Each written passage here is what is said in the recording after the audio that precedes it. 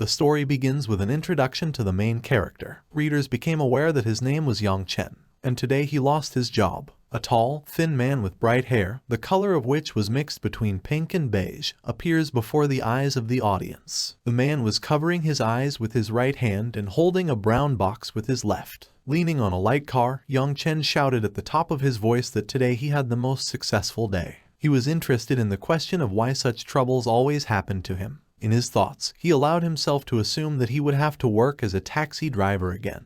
That's just the main character believed that no matter how difficult it was, life still goes on. He opened the car door and got in, wrinkling his displeased face, hiding it under a mask of friendliness. After buckling his seat belt, the guy turned his attention to his phone. As it turned out, the system greeted the driver, saying that there was an order within 1 kilometer of him. Having accepted it, Yang Chen was obliged to go to the specified address. According to the man's own words, he often encountered a large number of strange passengers. Then the picture describes to readers how the main character picked up the phone and introduced himself to the client, notifying him that he had arrived at the appointed place, to which I received a somewhat annoying answer for taxi drivers. The reason for the delay was that the client was still applying makeup. For this simple and obvious reason, it could take at least another 20 minutes. Suddenly, the narrative focuses on Yang Chen's eyes. It was as if horror or suspicion had frozen in them. As it turned out, he met her system. Inside the car, right in front of the man, a girl with pale pink long hair appeared, which was decorated with a small round bell. The appearance of the heroine was accompanied by golden sparks,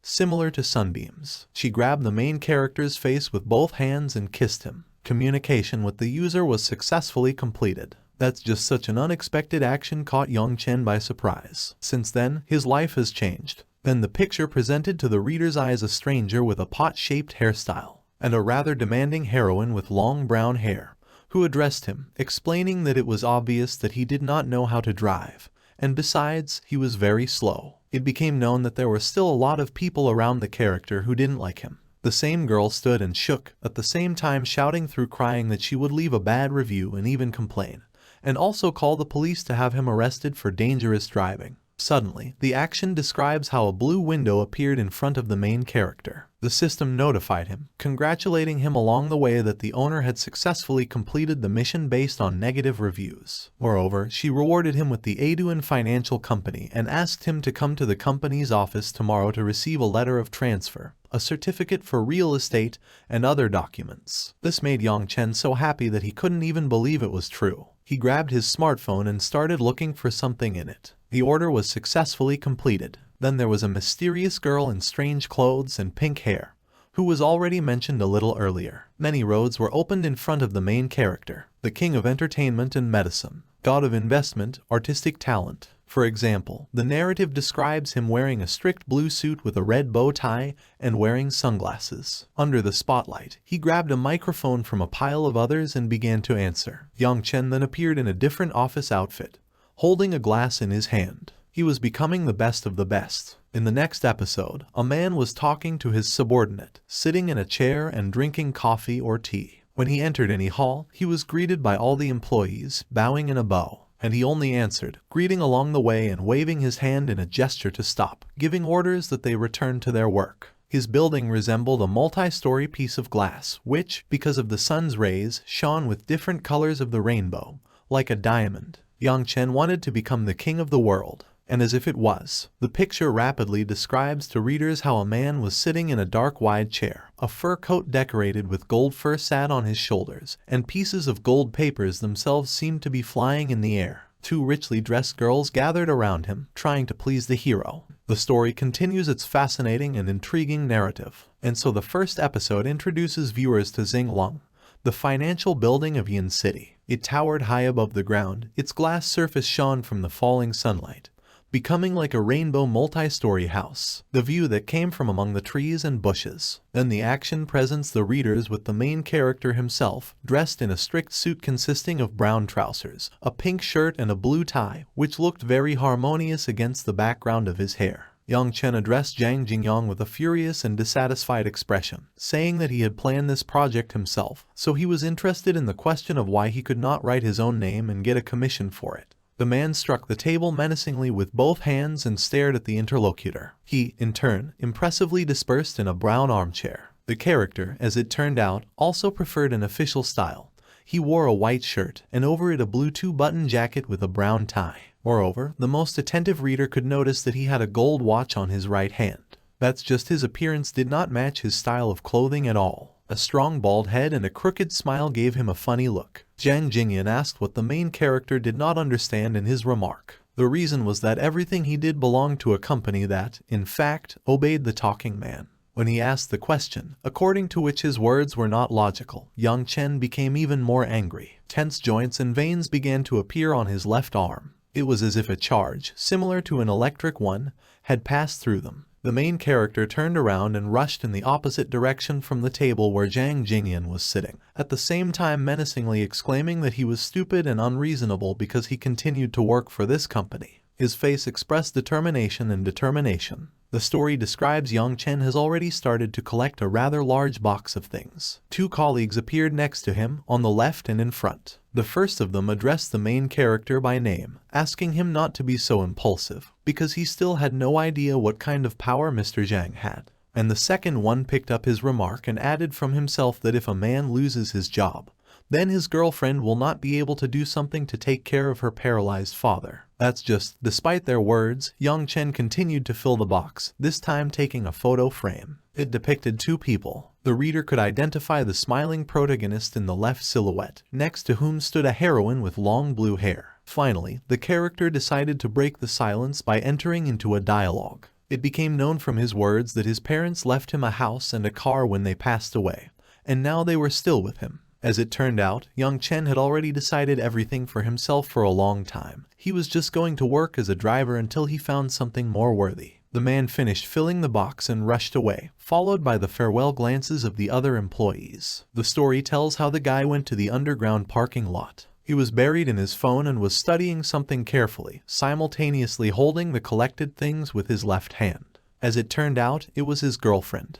The heroine wrote a huge message in which she asked Yang Chen to break up. Obviously for her, the reason was that he couldn't give her the life she wanted. Moreover, in her opinion, they were from different worlds, so the girl wanted to let him go. As the heroine herself put it, she was going after her own dream, and that was the reason why she couldn't wait for him. These words took Yang Chen by surprise. His expression reflected bewilderment. It was as if he didn't know how to react. When the guy finished reading the female line, he immediately dialed her number. He put the phone to his ear, but there was no answer. The dialed number was unavailable, from which droplets of cold sweat appeared on his face. The man stopped trying to call his girlfriend and leaned on a light car. Then, after a moment, he covered the upper part of his head with his right hand, shouting that today he had the most successful day. Yang Chen was interested in the question, according to which he did not know what he had done to deserve something bad. Then the guy opened the car door, thinking that it wasn't important to him right now, and no matter how difficult it was, his life went on. When the main character was inside, he said out loud that the candlelit dinner ordered for the evening should not have been wasted. And what's more, he couldn't let his girlfriend and job say goodbye to him forever. Yang Chen fastened his seatbelt and made a funny expression on his face, rounding his eyes and wrinkling his nose, which made his wrinkles appear even stronger. The man glanced at the smartphone. The built-in system greeted the driver, adding a replica, indicating that his order is available a kilometer from this location. The main character pressed the agreement button. This meant that the order was successfully accepted. The system instructed him to get to the specified destination as soon as possible. The story tells how Yang Chen started driving from an underground parking lot. He put his phone to his ear and replied in a rather calm tone of voice to his client that he had arrived at his location. As it turned out, the girl had just applied foundation, and moreover, it could take at least another 20 minutes. This behavior greatly angered the main character. Yang Chen asked her a question, according to which, he wanted to know the reason why the girl made an order so early.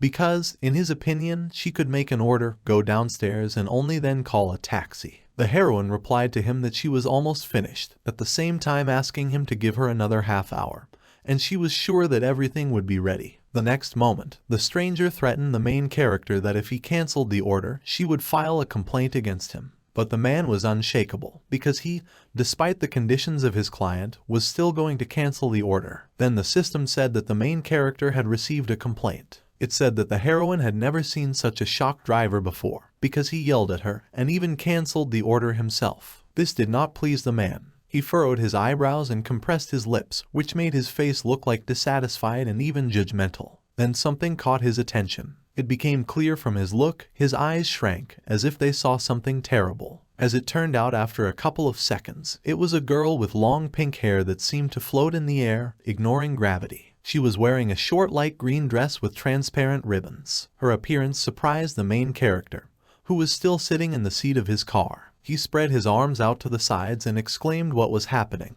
He was interested in who the stranger with bright green hair suddenly appeared to be. She said out loud that the host was detected, and the waiting condition was met. Then the heroine with pink hair said that there would be a reward for a bad review, indicating that the system wanted to connect to the host. Except she needed confirmation from Yang Chen. It seemed as if this situation scared the man, because he replied with a confused face that he had never heard that there were any awards for bad reviews. After a couple of seconds, it turned out that the system could reward the driver as soon as the binding was successfully reproduced, and, moreover, every time he received a negative review, a reward would follow. They will be different. For example, it can be money, cars, or skills. Information of this nature inspired the main character. Sparks of excitement and desire lit up in his eyes. In his opinion, it was like cheats from a game. Except he no longer doubted their necessity. Yang Chen asked the system to replay the connection as soon as possible. The next second, the girl with pink hair clung to the man and, grabbing his face with both hands, kissed him. Thus, the connection was completed successfully. The system of bad reviews recommended that he receive negative feedback from passengers who look strange or behave unpleasantly. Although, the driver, that is, the main character, could still provide good service and receive good reviews in order to maintain his rating.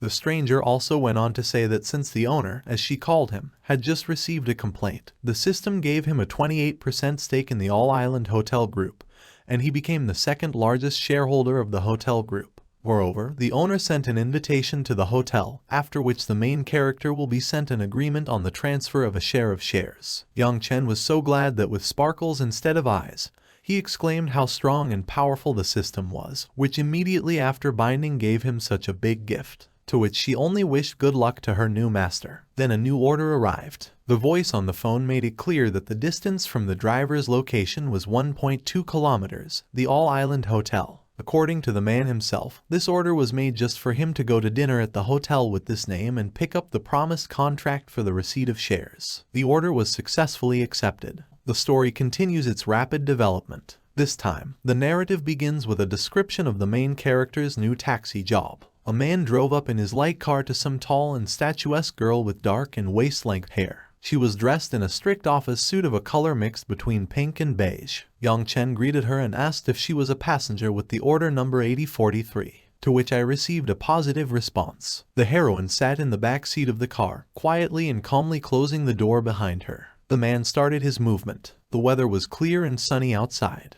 This could be understood by the radiant rainbow energy in the air. After a few seconds, it became clear to readers that the stranger's name was Wang Jai. She turned to the main character with a rather stern voice, asking him a question. She wondered why Yang Chen kept spying on her in the mirror. The girl was sitting in the back seat with her legs crossed and her hands folded in a lock. But the man opened his mouth in a silent gesture, and then, after a few seconds, he started a dialogue. Initially, the main character wanted to dilute the situation by calling the passenger beautiful. That's just he couldn't keep from demanding an angry tone. He asked her, although it was more of a statement, if she could drive. After all, Yang Chen wasn't looking at the girl herself. He was watching the road behind her. After this phrase, beads of sweat appeared on his face, his lips compressed into a discontented smile, and his eyebrows closed, giving his face a nervous look. It seemed to Wang Jai that the driver had insulted her. She exclaimed, as soon as he could say that she did not know how to drive. In her opinion, it was obvious that Yang Chen was inexperienced and also slow. Due to the arrogant behavior of the passenger, the main character pressed the pedal into the roll, adding gas. It was so sudden that the self-confident character shouted about what Yang Chen was doing.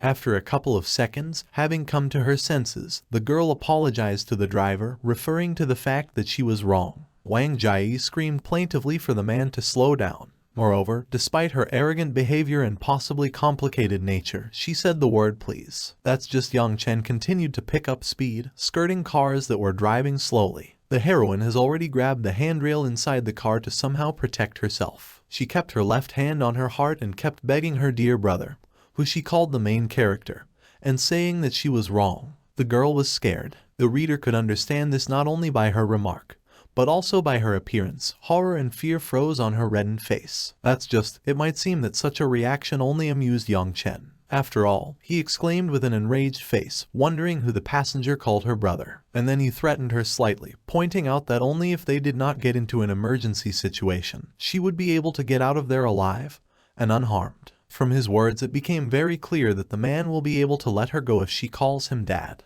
The heroine has long forgotten about her pride. Now she was sobbing excitedly, closing her eyes and clinging to the handrail. Wang Jie called Yang Chen dad, and more than once. As it turned out, this was enough for the main character, because after a couple of seconds he pressed the brake pedal. Moreover, they had already arrived at the All-Island Hotel, so the driver could finish the trip and the girl could get out of the car, which stopped at a tall building decorated with old carvings. In fear for his life, Wang Jie's legs were shaking, and the heroine herself closed her eyes and exclaimed, cursing out loud that this ungrateful and rude driver would still get his. The reason was that the girl threatened to leave him a bad review and complain. Moreover, she then planned to call the police to have him arrested for dangerous driving. Apparently, the man has not seen or heard the disgruntled passenger for a long time, because now a blue congratulatory window has formed in front of him. According to him, the owner successfully completed the mission based on negative reviews, so the system rewarded him with the financial company Xinglong.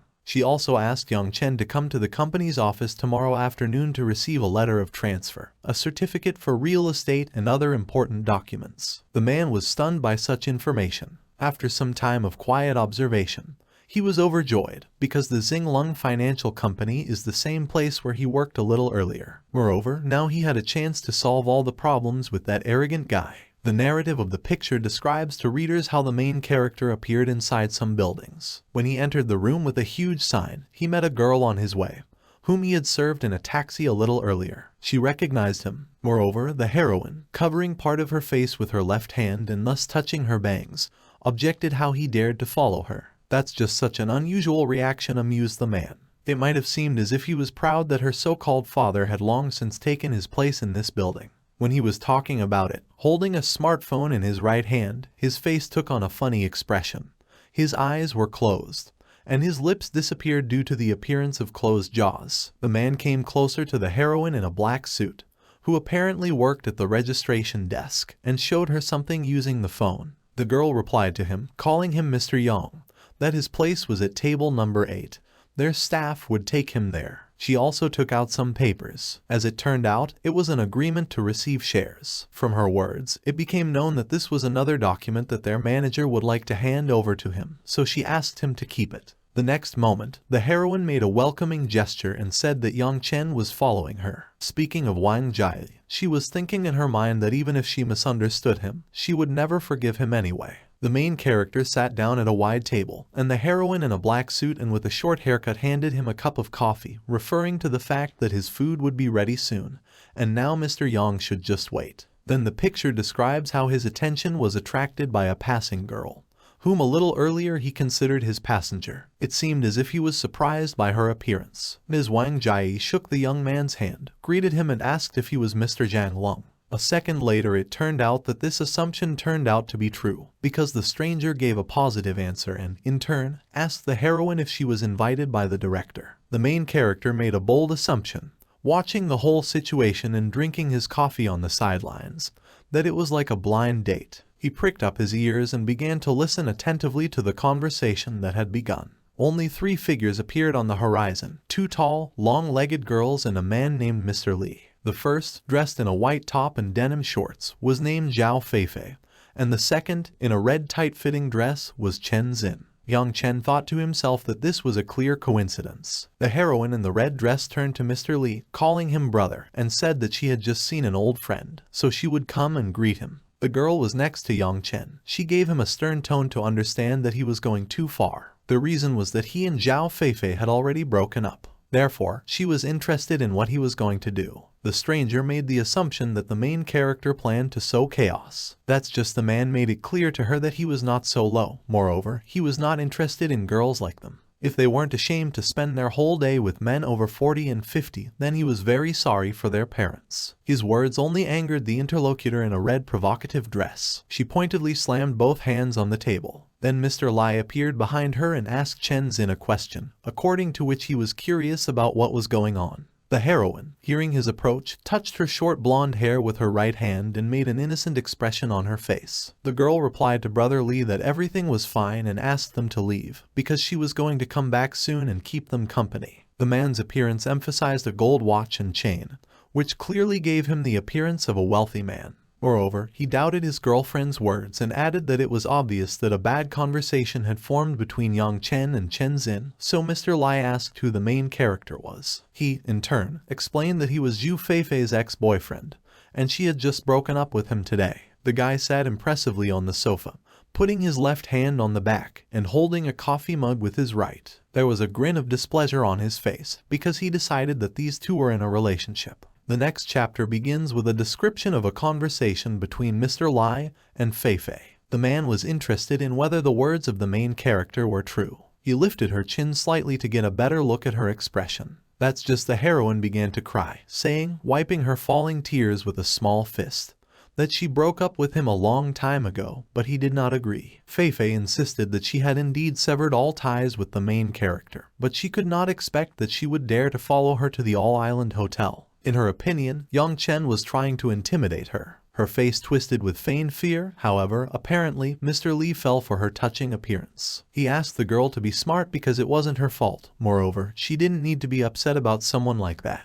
The man promised to deal with it, for which I received a thank you reply. The character stroked her long blue hair and pulled on a wide smile, from which his eyes could not be seen. In the next moment, Mr. Li found himself opposite the sitting protagonist. He attracted his attention by addressing the young man, pointing out the fact that when he approached Feifei, that is, his girlfriend, as he put it, it actually annoyed the man. He stood and watched his interlocutor's reaction expectantly, and he, in turn, raised his head and looked at the speaker. The angry character then demanded that the waiter, a heroine in a black suit with short dark hair, call manager Cheng because Mr. Lai needed to talk to him, to which I received a positive response. That's just the heroine seemed a little scared. The next second, the story tells how Feifei approached her ex-boyfriend, who at that moment was sitting with a terribly dissatisfied look, and turned to him. She asked Yang Chen why he didn't just leave as soon as possible, because otherwise, he would be in trouble. The heroine folded her hands and watched his reaction. Suddenly, the episode describes Wang Jie,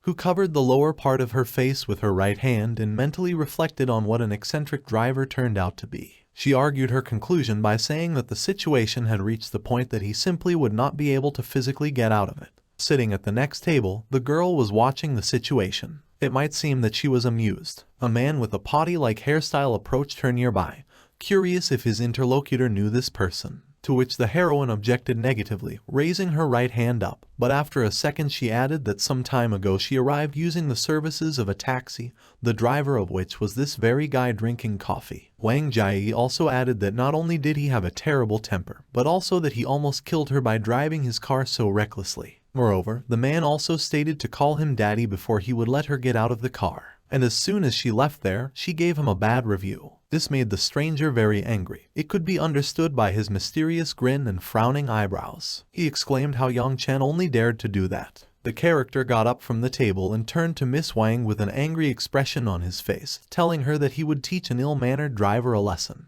Despite the fact that the girl asked Mr. Zhang not to do it and not to be so impulsive, she did not seem convincing. Readers could see that she didn't even make any effort to stop him when she held his hand. After a couple of seconds, the couple approached the main character. The man called out to Yang Chen, calling him his brother, and continued his monologue, saying that Miss Wang had just arrived in his taxi, and he was actually mocking her, to which I received a firm positive response. From the expression on the main character's face, it could be understood that he was not afraid of threats from the new interlocutor, because he dared to ask if he had any problems. Looking at Mr. Zhang, the man asked who he was. Now readers have learned that his name was Zhang Lung, and at the moment he was on a date with Miss Wang. Only the character wanted Yang Chen to apologize to her right now and call her aunt, and only in this case would he spare him. In a nasty situation, a talking guy with a pot on his head will make an order to throw him out of here immediately. He raised his right hand and, just like Wang Jai, began to observe. The reaction of the main character was quite intriguing because he wasn't scared. Instead of asking for forgiveness, Yang Chen asked who the man's father was. Then he took a small sip, thus giving a chance to answer his interlocutor. The latter, in turn, pointed the index finger of his left hand at himself and began to explain. His dad held the position of chairman of Tianmu Investment, and nevertheless, he was going to invest in All Island Hotel Group. Mr. Zhang was very proud of his parents' position, because the next moment he said that if he asked them to blacklist the main character, they would never dare to say no to him. To which there was a positive response from Yang Chen. He looked at both men with a relaxed expression on his face and began to say his line. The main character said that then, like this big money brother, they would both have to show the character what they were actually made of. Then, suddenly, footsteps appeared on the horizon. It was a man with tousled blonde hair. He was rapidly heading towards the disputing parties. When the stranger got very close, he turned to Mr. Li, asking him a question, wondering why he had not told him in advance when he would come to dinner. A second later, the new character saw Mr. Zhang and asked if he was wrong. As it turned out, such guests in his establishment only pleased the man, because he exclaimed that on this day, the appearance of two such important people contributed to a great day for their hotel. Only Mr. Zhang and Mr. Lai were very unhappy, and they showed it with their whole appearance. The second man with a massive gold chain around his neck was the first to enter into the dialogue. Threatening with the index finger of his left hand, he said that today was his girlfriend's birthday, and on such a bright occasion they decided to come to this hotel for dinner. However, her ex-boyfriend communicated with her so that they could not eat in peace. The angry character hoped that manager Cheng would get rid of him immediately. Then Mr. Zhang made his contribution, who added on his own that he came on a date with his companion, but she was mocked and made fun of by the same mysterious guy. The man also advocated for manager Cheng to get rid of him because the character with the pot-shaped hairstyle didn't want to see him anymore. However, the new hero folded his hands and made it clear to both guests that whoever was so reckless as to insult them, he would definitely take care of it. Then Mr. Lai and Mr. Zhang half turned around, pointing at Yang Chen sitting and smiling, except he was very relaxed. The reason was that manager Cheng recognized him as a new shareholder, which the board of directors had announced a little earlier. Such an unexpected meeting greatly surprised the man. Moreover, he opened his mouth wide, not knowing how to react properly. Without thinking twice, the hero snapped his fingers and gave the order for the guards to throw Mr. Lai and Zhang out of the hotel as soon as possible. Moreover, he ordered not to let them in the future, because from now on they will not be allowed in their hotel. Indignant and even surprised reaction of both guests followed. The eldest of them turned to manager Cheng, making sure that he had heard him correctly. The reason was that this character was the food supplier for their hotel, and the second objected to the self-confident manager that his family could stop making investments. He threatened the situation of his relatives. A couple of seconds later, a guy with blonde hair, dressed in a strict green suit, argued his action as follows. He introduced Mr. Yang Chen to the others as the second largest shareholder from the All Island Hotel Group,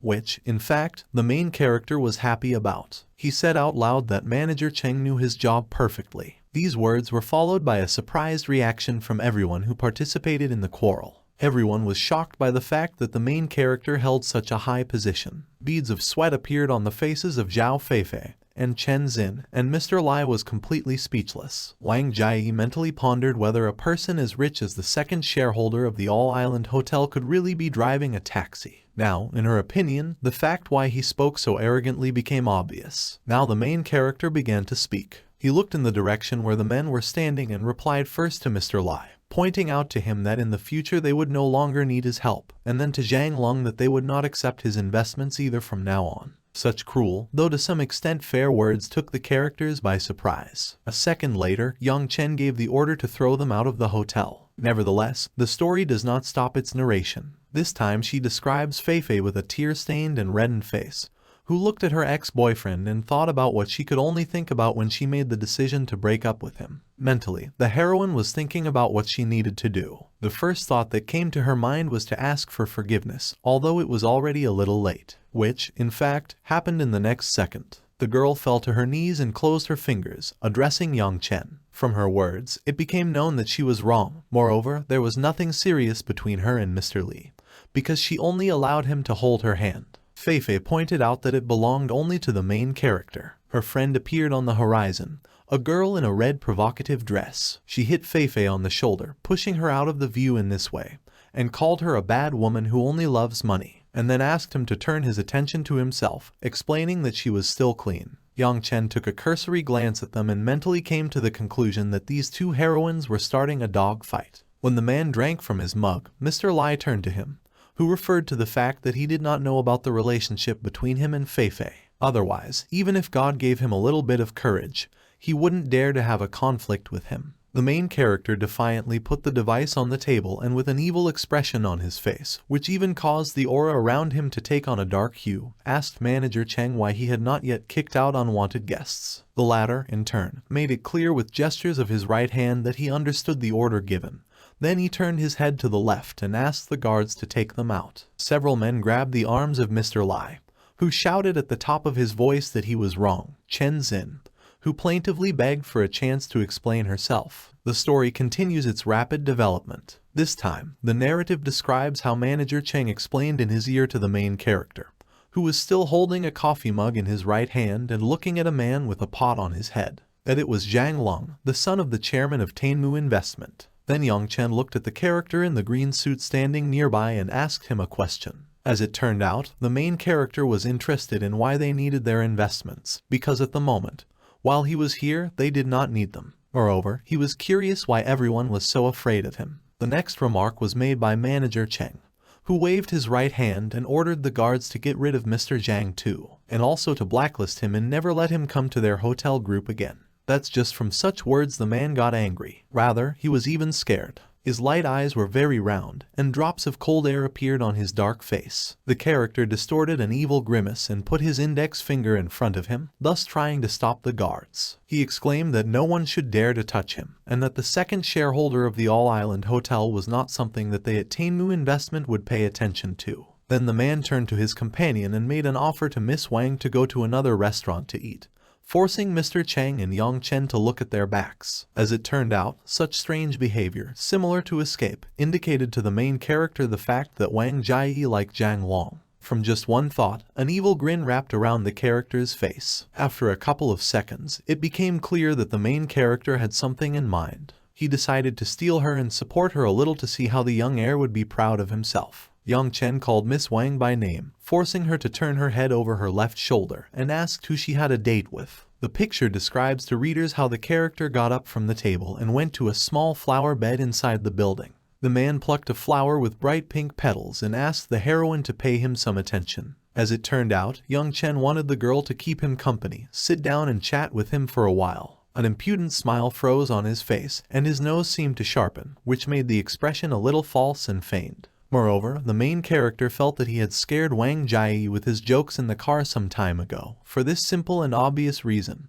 he would like to properly offer a sincere apology. The girl's face turned pink, as if she was flattered by such attention. In her thoughts, she reflected that since this whole date was with rich people, wouldn't it be better to choose someone more influential? She looked at Yang Chen in silence for a while, who was quietly and calmly waiting for a response from his interlocutor. The next moment, the heroine found herself opposite the man, giving him a positive answer because she decided to give him a chance to make amends for his disgusting behavior on the trip, considering him sincere. Wang Jieyi was already reaching for the pink flower when Zhang Lung intervened in the dialogue. He seemed furious. The man asked his companion a question. He wondered if she understood what she was doing at that moment, referring to the fact that he was feuding with Yang Chen because of her. The character was curious as to why she didn't insult him for such a reason, to which the girl gave a clear and precise answer. In her opinion, Mr. Zhang didn't do it for her, but for his own face. Moreover, from her words it became known that she did not ask him to pick a fight with Mr. Chen. It might have seemed that she was extremely serious, because her face expressed determination and calmness. Zhang Lung then pointed his index finger at her, which was considered a very rude tone, and made the assumption that since the man could not touch Yang Chen, he could hit her without any obstacles, under the following condition. This would happen if the girl dared to sit down and have dinner with the main character. Now he was asking her to think carefully about her next actions, because they could have irreversible consequences. This alerted Wang Jieyi. It could be seen from her frightened eyes. It was only behind her that Yang Chen appeared, who touched her left shoulder to calm her down, and made it clear that everything was fine. He said with a smile on his face that the heroine could calmly sit down and start eating, and if she got tired of this so-called fly, he would get rid of it with a single gesture. The girl happily thanked him and moved to the table where the main character was sitting earlier. This action made Mr. Zhang even angrier. He was so upset by the whole situation that he swore and made a waving motion, which attracted the attention of the others. However, Yang Chen managed to repel his attack, stopping the right-hand strike. In his opinion, hitting women was often considered vile. Then Manager Cheng, who suddenly appeared, entered the conversation, who immediately reacted and ordered the guards to get rid of this man as soon as possible, who he called the ill-mannered Mr. Zhang. Two men gave a positive answer and headed in his direction. They grabbed him by both hands and literally dragged him to the exit. A character with a potty hairstyle shouted at the top of his voice with rage that he would never spare them. Moreover, he promised to return to tell his father about what happened at this hotel. The picture in the next episode describes a glass filled with red liquid. The main character turned to Miss Wang, making an offer to formally introduce himself. He gave his name, Yang Chen, and then he said it was nice to see her and have dinner with her. It might seem that his words touched the girl, because she was amazed, as if spellbound, covered the lower part of her face, not knowing how to react correctly. Then, with a reddened face, she said that her name was Wang Jiayi. The next second, the heroine said that she was going to delete the bad review a little later, because for this simple and obvious reason, she and the main character could start all over again. However, the man laughed slightly and gave her a negative answer, because this negative response could be their reminder of a special meeting. Yang Chen picked up the filled glass and offered a drink. Their glasses met in a light knock. As it turned out, the couple was being watched by others. The girl with long pink hair was thinking in her mind that it was like the arrogance of the rich, because a man asked for a date with a stranger of a man with whom he started a fight. And the character sitting next to her in a strict green suit in his head admired how good it was when there was money. Wang Jiayi asked Yang Chen a question with a smile on her face. She was interested in what the main character's family was doing. However, the man told her that his parents had died unexpectedly many years ago, and now he was working as a taxi driver. And then he asked her the same thing. The guy was calm. He closed his eyes and took a small sip from his glass. The girl began to pull a lock of her hair with her right hand. She began her opening monologue. From her words, it became known that her hometown was the city of Su, and currently the heroine was working in a luxury store. And she went on blind dates for the simple and obvious reason, for her, that she wanted to stay in this city. This amused Yang Chen. He replied to his interlocutor that everyone had the right to strive for a better life. Moreover, it would not be shameful for a woman to rely on a man. And in his thoughts, he compared her to his ex-girlfriend, who, in his opinion, was not as sincere as Wang Jiayi, because she was one of those who only runs around with money. The next moment, the heroine gave a positive answer, thus agreeing with his position, and offered to drink to it. After another sip, Wang Jiayi's face changed somewhat. Apparently, she was drunk. The girl put her left hand to her mouth and calmly, as if she wanted to hide it, asked if Yang Chen knew why she was so prejudiced against him when she got into his car. From her words, it became known that she had 2 whole blind dates today, and the guy she met a little earlier was quite nice and kind, but he tried to kiss her while they were at the movies together. The story continues its rapid development. This time, the narrative begins with a conversation between Yang Chen and his new companion Wang Jiayi. The man was the first to enter into the dialogue. He thought he just didn't like the heroine when he worked as a taxi driver and took her as a passenger. After all, if she really liked him, she wouldn't mind. However, the girl immediately gave a negative answer. As she put it, it didn't depend on what a person looked like. She was interested in the question of who would even want to kiss at the first meeting. Wang Jiayi said her remark in a rather embarrassed tone, to which she received the following response. According to the main character, the kisses had nothing at all to do with her first meeting. Everything depended on the atmosphere and feelings. He raised his left hand, gesticulating with it for greater persuasiveness, and continued his monologue. At the first meeting, even more things could be done as long as there was a suitable atmosphere. Confidence and calmness were reflected on his face. However, Wang Jiayi was even more confused. This time she was already trying to hide the lower part of her face in order to somehow bring herself to a sense of security and peace. She did not believe the words of the main character, because the desire to kiss a person at the first meeting seemed unimaginable and, perhaps, forbidden for something. Then the picture describes how the man got up on both legs, keeping his balance. He wore brown patent leather shoes and dark-colored trousers. The main character, with his hands in his pockets, began to circle the table, heading towards the sitting girl. The next time something unexpected happened. Yang Chen grabbed Wang Jiayi's chin, thereby forcing her to open her mouth and kissed her. The heroine froze from an unexpected maneuver. Moreover, she did not know how to react correctly to the current situation, so she did not resist and just watched the actions of the man. Except that was the end of their conversation. The main character stopped embarrassing the already flushed new acquaintance and told her over his back that she should write everything down to his account, wishing her a pleasant appetite. Young Chen was going to rest in room 1208. Leaving the girl alone with her thoughts, Young Chen left. At this time, the agitated Wang Jieyi was thinking about how she could allow the protagonist to kiss her. Moreover, she was interested in the question of why she did not resist. That's just the flow of her thoughts did not stop there. The girl leaned on both her hands, thus supporting her heavy head. She wondered if Yang Chen had given her his room number on purpose, making the audacious assumption that he had invited her to his place. Then she finally felt ashamed of what she was thinking. The story continues at the apartment number 1208. The main character had just taken a shower.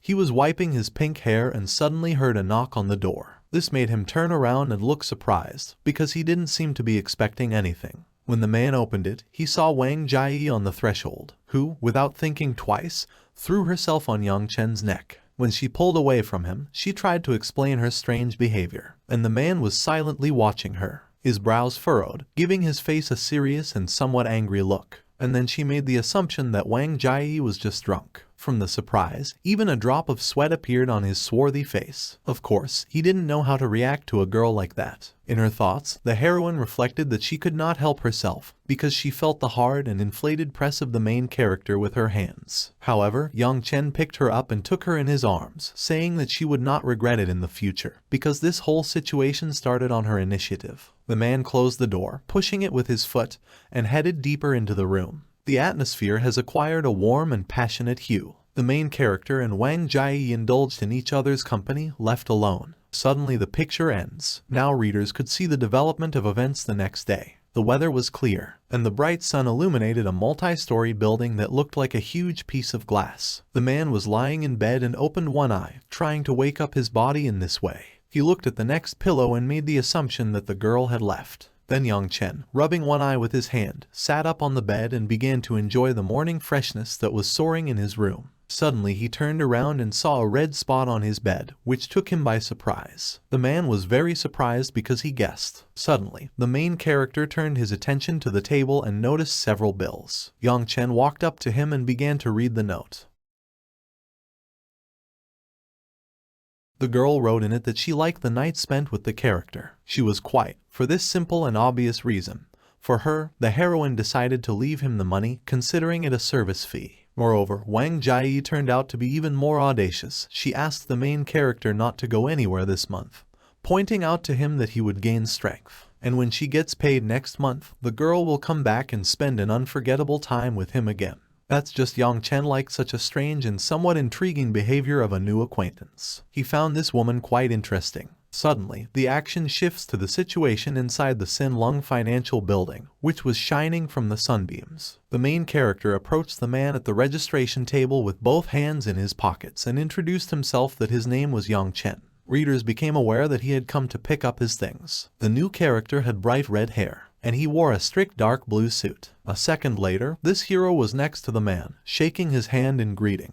However, there was a fake smile on his face, as if he was trying to please a stranger. As it turned out, his name was Chang Chu, and he held the position of manager of this office. The character asked Yang Chen to wait 1 minute because he needed time to prepare everything. Yes, this picture was observed by two girls dressed in the same uniform. One of them, with dark short hair, exclaimed in a surprised tone that their new boss was such a young guy, and then made a bold and somewhat naive assumption that he was quite rich. The second, with blonde hair pulled back in a braid, answered her, covering part of her face, that she was interested in the fact whether there would be changes in their company. That's just, they were unhappy. The fascinating story continues to lead an intriguing narrative. Readers empathized with the main character and at the same time were interested in his rapidly changing life. The new episode describes the brown envelope provided. As it became known, a manager named Chan Chu prepared all the necessary documents and handed them to Yang Chen. It might have seemed as if less than a minute had passed when the man appeared in front of him.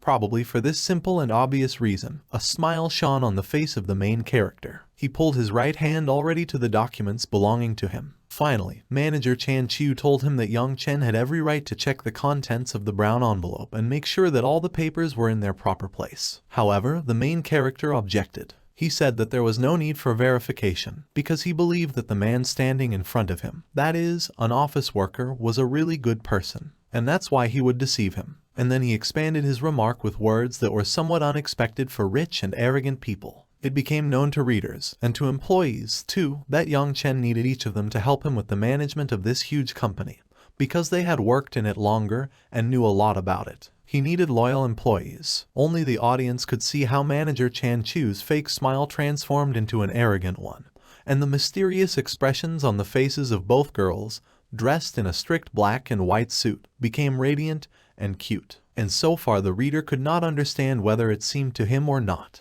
whether these people are loyal to the new boss or not. A man with fiery red hair entered the dialogue. He gave a positive, even confident, answer to Mr. Yang, and then he turned to his colleagues, asking them with one wave of his right hand to come closer and greet the young man, which, in fact, happened in the next second. The two heroines stood on either side of the manager named Chang Chiu and bowed low together with him. All three greeted the main character, and he, in turn, raised his left hand in a gesture for them to stop. And then he said aloud to the guys to get back to work. The expression on his face indicated that Yang Chen liked this kind of behavior and attitude. The following episode describes to readers how the main character turned to a man with fiery red hair. As it turned out, the character asked him to tell about the people who rented the floor for number 15. Apparently, this request did not surprise the man at all, because his face still expressed calm and relaxation. Without thinking twice, manager Chan Chiu replied that everything would be done in the best possible way. The employee suddenly found himself in front of his desk. With his left hand, he typed text, quickly knocking out letters on a black keyboard, and then after a couple of seconds exclaimed in a serious tone that all the information about renting the 15th floor appeared on the computer screen. From the face of the main character, one could make an assumption that he was satisfied with the work of his staff. After all, in such a short period of time,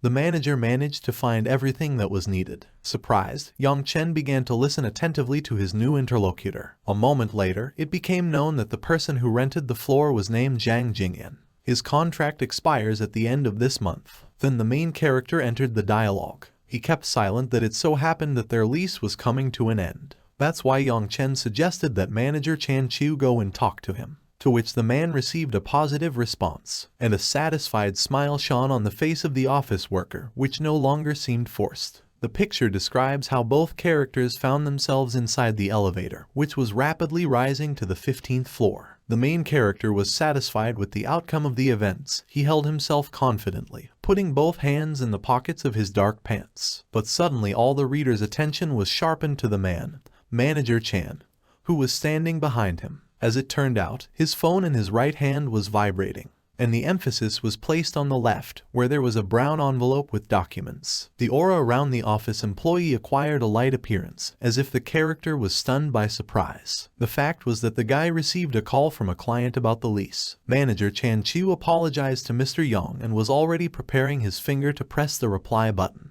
This did not bother the main character at all, because he said in an even and calm tone that the employee could answer the call and not worry about him. The character was going to continue his journey on his own. He made it clear to the excited character that he would go first. Only readers could see how a drop of sweat appeared on the suspicious manager's left cheek. Yang Chen got out of the elevator and left him alone. The following episode describes a gray plaque with the inscription Xin Lung on the door. The next moment, the main character was inside some office. He greeted everyone and exclaimed joyfully, making the audacious assumption that everyone was there. His appearance surprised two men sitting at computers. It might have seemed like they knew Yang Chen, and the following picture convinced readers of the truthfulness of this judgment. To the right of the man appeared a character in a blue shirt and round glasses with thick frames. He asked the main character for what reason he quit. Moreover, the stranger made him an offer to go to Mr. Zhang and manager Lai to conquer with them. The man was going to take on this responsibility. That's just Yang Chen was not interested in this for an objective reason. The main character thanked the character and gave him a negative firm answer. Then, with an angry expression on his face,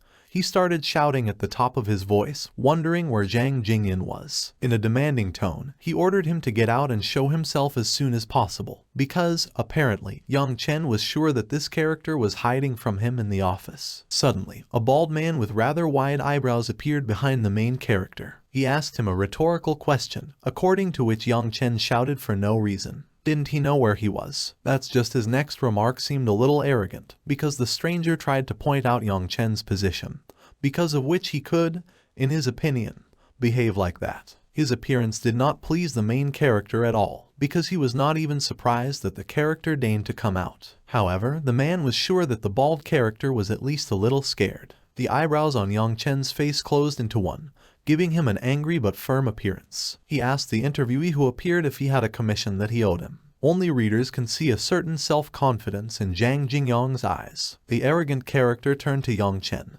asking if he really wanted a commission. In his opinion, the situation was turning in his favor. However, the man made an offer to the main character so that he would return to work and behave like a good boy. And it wasn't the last. The character with the bald head decided that he could give him $10,000 for 10 months, provided that from now on, Yang Chen would make at least one deal every month. There was a winning smile on his face, of course, because he was sure that the main character still needed work. Yang Chen was not at a loss. He began to smear his hand in a gesture so that his new interlocutor would slow down and start talking to him in a more polite tone. The man remembered that Jang Jingyan promised him a 20% commission for the successful consideration of the case without any conditions. It would seem that there was something funny in his words. But after this remark, the character laughed. He asked Yang Chen a question, according to which he was interested in where the evidence was. He wasn't going to say that those words belonged to him. However, the proud character did not stop there. He also added that the main character promised him to work for him for free for the rest of his life, and then threw up his hands. Readers are closely following the current situation, and now they saw Yang Chen, who half turned away from Jang Jingyang and asked a question to all the employees. As it turned out, he was interested in whether they heard what this man wanted to convey to everyone, not only to the main character. And now he decided to insert his remark himself. A character with a bald head and thick eyebrows asked if there was anyone who heard him say that he was going to give a commission. There was an unfortunate smile on his face. He was confident in his words. And a little later it turned out that every person in the office was closely watching this scene. A stranger in a uniform with short blue hair entered the dialogue. He raised his left hand to give confidence to his figure and gave a negative answer, making a bold assumption that Yang Chen must have misheard. And this young man's face expressed some kind of concern. Probably because he was ashamed to lie not only to himself, but also to the main character himself. In his thoughts, Yang Chen reflected on the fact that really none of his former colleagues knew that his today could suddenly become their tomorrow. He carefully examined everyone and waited expectantly for something. Then the same stranger turned to the main character, saying that Mr. Zhang was unusually kind to him. And for this simple and obvious reason, he had to hurry up to thank him properly and get back to work faster. But that didn't please Yang Chen at all. He continued to stare at them, relaxing with both hands in his pockets. However, his monologue was interrupted by Mr. Jang Jingyan himself. As it turned out, he really liked that the main character was really talented, because this could be his only chance to succeed. After asking the man not to be stupid, the character exclaimed for his former employee to return to work. But now he had other things to do. To be more precise, Mr. Zhang had to go down and talk to the management about extending the lease of the 15th floor. Then he pointedly closed his eyes, as if he felt tired, and asked his subordinates a question, according to which it was very difficult for him, that is, the boss, to support such a number of employees. To which he received a decent answer, in his opinion. The man with blue hair joined hands and agreed with his remark, because they should all be grateful to Mr. Zhang. The main character remained unperturbed. The picture described how he spread his arms, wondering about the fact that he came to work only to earn more money, but he could not even afford to receive the salary that he really deserved. Therefore, he was interested in the question he asked his former employer. Did he really want Yang Chen to be grateful for nothing? Such strange behavior seemed to him punitive shamelessness. His words angered Mr. Zhang, because he gave the order to close the doors at the top of his voice. The man with blue hair looked at him with a scared look and gave a positive answer, calling him sir. The next action did not take long to wait. The door was closed in just a couple of seconds. At the moment, the picture described how an office manager named Chan Chiu, holding the phone to his right ear, was thinking in his head about why the door had suddenly closed. and then he made a suspicious assumption whether something had happened to his boss. Mr. Zhang pointed at Yang Chen, despite the fact that it was considered an ill-mannered tone, and said that if he immediately deleted the recording, he would let him go. And readers could notice how the main character's face appeared with a sly smile. Apparently, he has a wonderful plan of retribution, and from his stance, one could guess that everything was turning in his favor. The story continues its rapid development. This time, a new chapter tells attentive readers about how an angry Mr. Zhang grabbed a black glass surface with his right hand, and then knocked it over. Such a sharp and strong push caused a fragile and already fragile object to shatter. As it turned out, it was a computer. The character with the bald head tried to convince not only Yang Chen, but made a naive hint that everyone in the office saw that it was the main character who broke him, and for this simple and obvious reason, Yang Chen's salary will be deducted. That's just the main character turned out to be not an ordinary person. His recording was going on all this time. He filmed everything that Mr. Zhang Jingyan had just said and done. The man pointed to his phone and continued to explain. Smartphones had a feature called Cloud. What, in fact, the character asked his former employer about. He was interested in the question of whether he knew that even if he deleted all the data from his phone, they would be saved anyway. Yang Chen's words greatly angered an already angry character with a bald head and shaggy eyebrows. He cursed and announced how he had dared to secretly record it. The iris of his eyes seemed to have disappeared, leaving one white, which made his expression look crazy. Suddenly, a character with short tousled blue hair entered the dialogue, who asked Mr. Zhang if there was any point in talking to the main character at all. In his opinion, at first it was necessary to treat him badly, and only then destroy the record. The man even got ready. He tightened his sleeves tighter and gathered his hands into a fist. His facial expressions were like the grin of a wild animal that was preparing to hunt for its prey. Except someone interrupted them. It was someone's joints behind the front door, which, in fact, attracted the attention of Yang Chen's former employer. He cast a surprised glance at the wooden entrance. After a couple of seconds, the character opened the door. As it turned out, this someone was Manager Chan, a man with flaming red hair. Mr. Zhang Jingyan had an innocent expression on his face, as if he was an angel incarnate. The man asked the guy who appeared why he personally came to his office, because he himself was just about to go down to have a conversation with him about extending the lease. Readers could notice a brown envelope with the main character's documents in the hands of Manager Chang, and he himself stood and looked down on the hypocritical employee. Then the character with red hair and bright orange eyes began to explain that the reason for his visit was the fact that he had to see Mr. Yang. He was also interested in the question of why they locked the door in the middle of the working day, and even from the inside. There was a growing horror on his face, probably because he was worried about the new boss, because adaptation needed time. Or more than that, suddenly he could make enemies. Manager Chan made an audacious guess whether they had done something dangerous or forbidden with Mr. Yang. Then the close-up picture showed Mr. Zhang Jingyang's face. His eyebrows tightened, emphasizing the age wrinkles around his eyes and nose, and his lips opened in surprise. However, collectively, his features reflected fear. The man was somewhat confused that Manager Chan Chu was talking about some Mr. Yang, which he actually asked twice. That's just such a reaction did not take long to wait. The office worker pointed with his left hand at the main character, at the same time with a questioning intonation saying that wasn't he standing in the direction where his limb was directed. Manager Chan introduced the man as the new boss from the company. His words startled Mr. Zhang greatly. Readers could observe how drops of sweat began to appear on his face. And the character himself repeated the remark of an office worker with flaming red hair, as if trying to make sure that he had heard everything correctly or that he had not imagined it. At this time, the main character was standing in a relaxed pose, with both hands in his pockets. Then the picture rapidly describes how Manager Chu began to move with great speed in the direction of his new boss. When, a couple of seconds later, he was in front of him, he asked what was going on here. He also added, first apologizing for being a little late and he shouldn't have answered that call and made him wait. However, this behavior did not hurt the main character at all. Yang Chen replied that everything was fine because Chang Chu came at just the right time. Mr. Zhang Jingyan has finally entered the dialogue. He asked Chan's manager, wondering what he meant when he said that the new boss was his former employee. Readers could see a hint of fear flash across his face. Horror for all their rotten deeds. Apparently, the man realized that he had acted recklessly, and now karma could overtake him. An aura even thickened around him, acquiring a dark trace. The office worker pointed to the main character and began to explain that Mr. Yang paid $2 billion for this building, and now he is its owner, and from now on, he manages everything here. A victorious smile shone on Yang Chen's face, but she was rather not proud, but sweet and understanding. Suddenly there was a stir in the office. None of the characters expected such a turn of events. One of the men was thinking about why the main character then came here to work. Mr. Zhang wondered if it was true that Yang Chen had spent $2 billion on this building,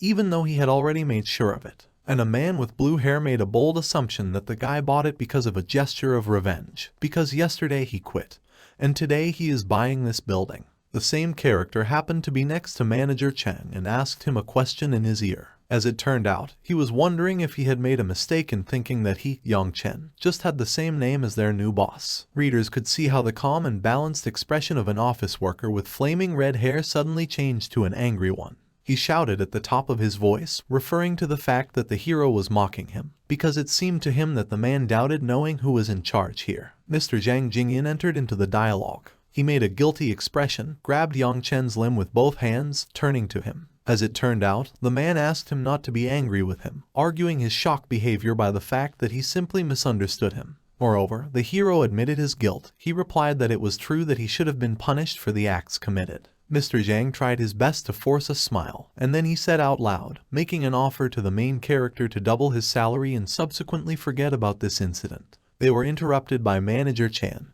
who turned to his new boss, asking him a question. He was curious if Mr. Yang had worked here before, and if Zhang Jingyan owed him a salary, to which I received a positive response. This made Chan Chu very angry. He quickly directed his gaze at the culprit, half turning his body in his direction. The man exclaimed that the contract with Zhang Jingyang clearly stated that they had to act in good faith in accordance with the law. Otherwise, they had the right to terminate the contract and demand triple rent. He emphasized the last point, asking if he had forgotten about it. But it became clear from the man's face that he was largely surprised, and even scared. Then the main character entered the dialogue, who offered to listen to some recording. He held his smartphone high up and pressed the play button. According to the record, Zhang Jingyan offered Yang Chen to give him $10,000 for 10 months, provided that from now on he would make at least one deal every month. That's just the man himself asked him to leave everything in the past. Moreover, he said he would pay him 3 times the commission, so he could delete the record and the matter would be settled that way. However, Yang Chen gave a negative answer because he just wanted what he had every right to.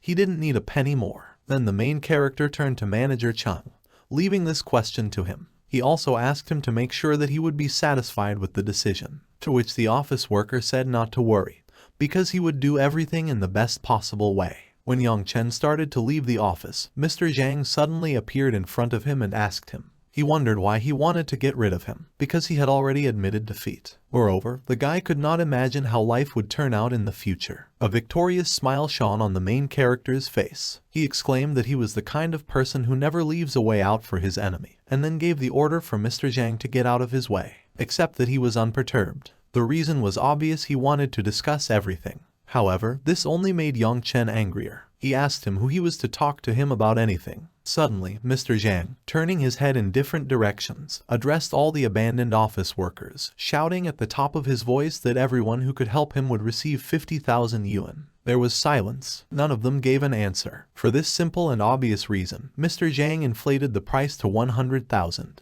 He demanded that at least someone take the phone from Yang Chen, and he would immediately reward them with such a sum in cash, thereby doubling their wages. However, the main character made it clear to him that no one in this office would dare to trust him anymore, because his words were false. The man spread his arms in different directions and continued his remark, adding that Mr. Zhang did not even pay him a commission.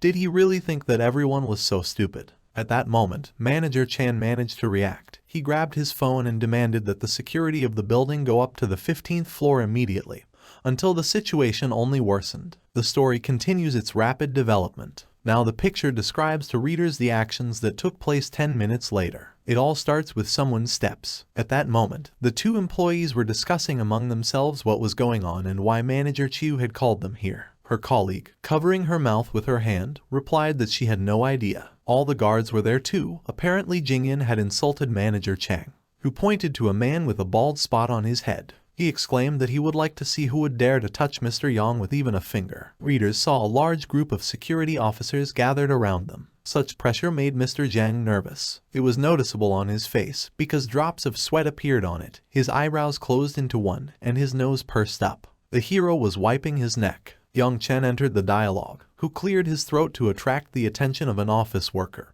and then he turned to manager Chang, saying that he left everything to his discretion. The character asked not to worry, because he will try to do everything in the best possible way for him. Then the main character turned to everyone else in this office. He exclaimed that Zhang Jingyan no longer had the power, so he made an offer to return what they all deserved. Otherwise, when he goes bankrupt, none of them will get anything. His words caused a stir. The workers began to raise their hands. The first of them exclaimed that their former boss often forced them to work overtime and did not even pay for it. The second took up his words and agreed, adding on his own that he also forced them to sign dubious contracts. And the man with blue hair explained that Mr. Zhang often deducted their wages for no particular reason. As it turned out, he always hated him, but did not dare to resist, because he had to work under him. To which Jingyan objected, who was angry at Lai Yuan, that was the guy's name, so that he would not dare to throw stones at him. Then the man exclaimed that now that Ian was in charge, it was a great chance to inform on him. Of course, because he had to resist evil to the very end. And in his thoughts, the main character swore and thought that Lai Yuan was very fickle. The picture tells readers that the doors to Xing Lung's office were sealed. Suddenly, Mr. Zhang Jingyan appeared to the audience, who called out to Yang Chen and explained with an evil expression on his face that he definitely would not get away with it. In his hands he carried his things in a large box. That's just the main character was sure that the man himself was guilty of the situation. There were laws in this world, and he couldn't do everything his soul wanted just because he was the boss. Now Yang Chen turned to the rest of the workers. As it turned out, Yang Chen had a desire to open an advertising agency in this office, so he asked them if anyone would like to work there. Readers could see how men carried such boxes. Of course, they were willing. The first to raise his hand was a guy in a blue shirt and square-shaped glasses. The second was a man with blue hair already familiar to the audience, which amused Yang Chen to some extent, because Lai Yuan, in his opinion, was loyal to Zhang Jingyang. That is, what was the point of taking him in, because he could betray him at any second. The main character gave him an order, although he rather advised him to go as far as possible, because he was no longer welcome there. However, Lai Yuan fell at his feet, hugging him in this way. The man humiliated himself, at the same time asking that if Yang Chen went with him to sue Mr. Zhang, would he be able to forgive and accept him later? That's just these did not affect the main character at all, because a grin was still shining on his face. He replied that even if the guy goes and solves all the cases with Zhang Jingyang, he still won't return Lai Yuan. The reason was that there was no result from people like him. He saw no reason to believe him. Then he finally pointed him to the place, kicking him out of the office. Yang Chen called out to the other workers and explained to them that in a maximum of half a month everyone would be able to return to work. From now on, the management of the campaign would be handed over to Zhu Xiaoli, so everyone could contact her directly if they had any problems. The painting focused on a girl with hair the color of which was similar to burgundy. She was dressed in a strict suit. The main character continued his monologue, adding that it was time for everyone to just take a vacation, go home and relax, and then wait for the notification to return to normal operation. Zhu Xiaoli asked the boss if he really appointed her boss. She was surprised because she didn't have any experience, because in the end, she could ruin everything. Yang Chen replied that it was normal to be inexperienced when someone started practicing often, to which he received an answer so that he would not worry, because the girl would work hard and listen to his good advice. All employees unanimously decided to thank the new boss. They bowed in a small bow and did it in chorus. When the main character rushed away from the office, everyone said goodbye to him, waving at his back, to which the guy smiled and let them know that a new meeting was waiting for them soon. Then the action takes place in the parking lot. The man said out loud that he had finished here, and now it was time for him to get to work. Approaching his car, he took the driver's seat and looked at the smartphone, which instantly notified him that he had a new order located 500 meters away from him. Yang Chen stepped on the gas and rushed out. When he drove up, he saw a girl who looked like Wang Lixin, his girlfriend from college, except he couldn't believe it. As it turned out, it really was her. The heroine was walking arm in arm with some man. A second later they were inside. Wang Lixin recognized Yang Chen. She was surprised because she did not expect such a meeting, and all that the main character asked her who she was walking with, and whether this stranger was her boyfriend. This story begins with the screams of a fleeing guy who is looking at his phone. He screams that a huge insect was right in front of him, then they start attacking him and the screen moves away. Someone is holding a phone in their hands and watching this video of what is happening, described earlier, asking if it is fake in front of him. University audience, students sit together and discuss the video that the young man showed. There are a lot of such videos on YouTube. A friend answers the guy, where in ordinary life could such a huge insect come from? One of the guys asked, hinting that life is not a webtoon. Another young man, after watching the video, thought that something was similar in size to a person, not a beetle, and asked his friends what they thought about it. One of the guys, continuing to look at the phone, thought about how nice it would be to have such wings, as if like some kind of insect hero. Another young man in front of him was laughing at what a friend was saying. Holding the phone, the young man asked what was wrong, and then another guy took his phone. It was Su Chang. He was looking at a classmate's phone and asking what was cool about insect wings. Wasn't it disgusting? Su Chang asked if the guys wanted to go with him. The girls offered to go for a drink. The guys were surprised to ask what the others wanted to drink, because they had already gone yesterday. And the girls went to such events only for the sake of the friend who offered them. The young man had already started to give back, as one of the guys hugged him and said that they had not said anything against him.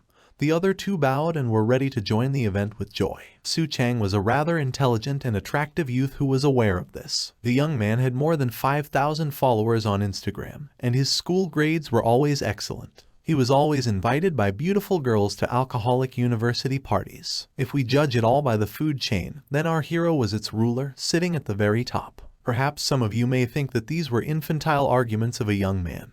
But a person, like an animal, lives in a group, and all creatures such as lions or ants have a similar joint lifestyle. They all have some sort of rank. Our hero is the object of getting other people who followed him around, so the young man decided that this could only mean that he was the strongest. He would never want to give up such a university life for anything. The young man stood next to our hero and asked if it would be okay if Su Chan went to drink with other girls. Our hero did not understand what his friend was driving at. Then he turned around and pointed his finger at the girl, shouting his name. Su Chang was called by a girl and waved her hand at him. It was a beautiful girl with pink hair named Mai He. She was interested in where the young man was going with a smile on his face. A friend took the young man by the shoulder and reminded him that they were the official couple of their faculty. Around the young man envied and at the same time said that the guys were not dating. The guys stood around the young man and talked with tears in their eyes, but so that the girls could not see. They asked Mai He if she would go for a drink too, and the girl wondered. Then the guys added that Su Chang was also coming, and it immediately excited her, the thought that she could have a drink with the young man. She rushed to Su Chang with the words that she would definitely go too. The friend who stood next to the hero thought that the girl would not refuse. Mai He ran at the young man with open arms, and it scared him. He felt some kind of discharge and pushed the girl's hands away. She was no less surprised by what had happened. The guys who saw the situation could not understand what was happening to their friend. The guy apologized to everyone and, saying that he was not very well, asked his friends to go without him. Su Chang left, and the guys didn't understand why he changed his mind so suddenly. Sometimes the young man abruptly left his friends, and they could not understand the reason. Su Chang apologized to the guys, saying that he overdid it yesterday at the Faculty of Traditional Korean Wrestling and also ran 5 more laps. The young men were surprised, because they did not seem to have such a struggle. Su Chang left and wondered what was wrong with him, why he said about the Faculty of Wrestling. His repertoire of excuses had outlived itself. The young man had one secret that no one knew about. Not far from the young man there was a sad guy, and the young man said that their positions with this guy were quite similar. This guy has also changed a lot since the beginning of the semester. They said that he was a guy who got along well with people. But now for some reason he has become a loner. The reason for all this was complex is all because you showed people what you are ashamed of. The young man once went too far with a drink and suddenly an allergy appeared on his face. Whether it was from alcohol or from something else, but at that moment the young man saw the disgust on the faces of his classmates and ran away. After that incident, the guy lost confidence in himself and began to walk alone. It was all obvious that every person has something that he would like to hide from others, and telling someone about it was tantamount to showing his weak spot. At that moment, there was a house in front of the young man, and he went into the apartment. Why did our hero talk about this topic? Such as he, a handsome man and the soul of the company. Only now the young man who was standing in front of the mirror and began to take off his clothes, under which there were bandages, and after taking them off, you realized that he also had one complex. There were wings behind the guy's back. He recalled today at uni and the conversation about insects, when he said that it was all ugly and disgusting. This could not be beautiful. These wings that were behind his back were disgusting, the young man thought. The whole reason was that they were dragonfly wings. When our hero was in high school, He sprayed the room from dragonflies flying into the apartment, and suddenly they all turned into powder, after which the young man accidentally inhaled it, and then he was tormented by nausea, and he could not fall asleep. The next morning, when the young man looked at himself in the mirror, he saw wings appear on his back. Hiding under the table, he began to be overcome by various thoughts that people might consider him a monster, and if he was caught, they would put experiments on him. Living in this fear, he could not sleep properly. He tried in every way to hide his wings and keep his distance from others, because he didn't want anyone around to see his wings. The young man refused to go to karaoke and gatherings with friends, and so his life passed alone. No one found out about his secret, and he was able to focus on going to university. However, speaking of one drawback, it was worth mentioning that constant loneliness was damn painful for a guy. Therefore, after entering the university, the young man went to a barber shop and decided to change. At first, he sorted out the wings, which he rewound with bandages. It was a little uncomfortable, but he was able to solve this problem much easier than he thought. After that, he gained self-confidence, thanks to a confident, bright expression on his face, attention to his hairstyle and clothes, as well as politeness to everyone, so he was able to change dramatically. Self-confidence is the first condition for great beginnings, as they say, and as a result, to the surprise of the guy, people began to reach out to him. He was one of the first to ask the young man for his number. However, our hero believed that as soon as everyone saw his disgusting wings of his student life, the end would come. The young man wanted to go for a drink with Mai-hee, but for some reason, at this very moment, the wings always served as an obstacle for the young man. They seem to remind the young man that they are part of him. If he does not take off his clothes for a long time, then his muscles begin to numb, as if he had been sitting in one chair for a long time. For this reason, the young man had to leave abruptly, because he would not want anyone to see his wings, especially Mai-hee. With these thoughts, the young man spread his wings and decided to leave the shower with one towel around his neck. But then, opening her eyes, Mai-hee stood in front of him and looked at the guy in surprise. Frightened, both began to look at each other and shout, Mai-hee for the reason that the young man was without clothes, and our hero, because he did not expect to meet anyone at home, especially a girl. He immediately shut himself back in the bathroom and wondered about the girl's reaction, whether she noticed his wings or not, immediately deciding to ask her how she got to his house. The girl was embarrassed to say that the young man had the door open. Mai-hee was standing near the bathroom door holding a bag of food and drinks in her hands, because the guys offered to get together for a drink at Su Chang's and told the girl to come first by giving his address. Our hero was angry that none of the guys informed the young man, and he got into such a situation because of this. The girl stood silently and looked at the door,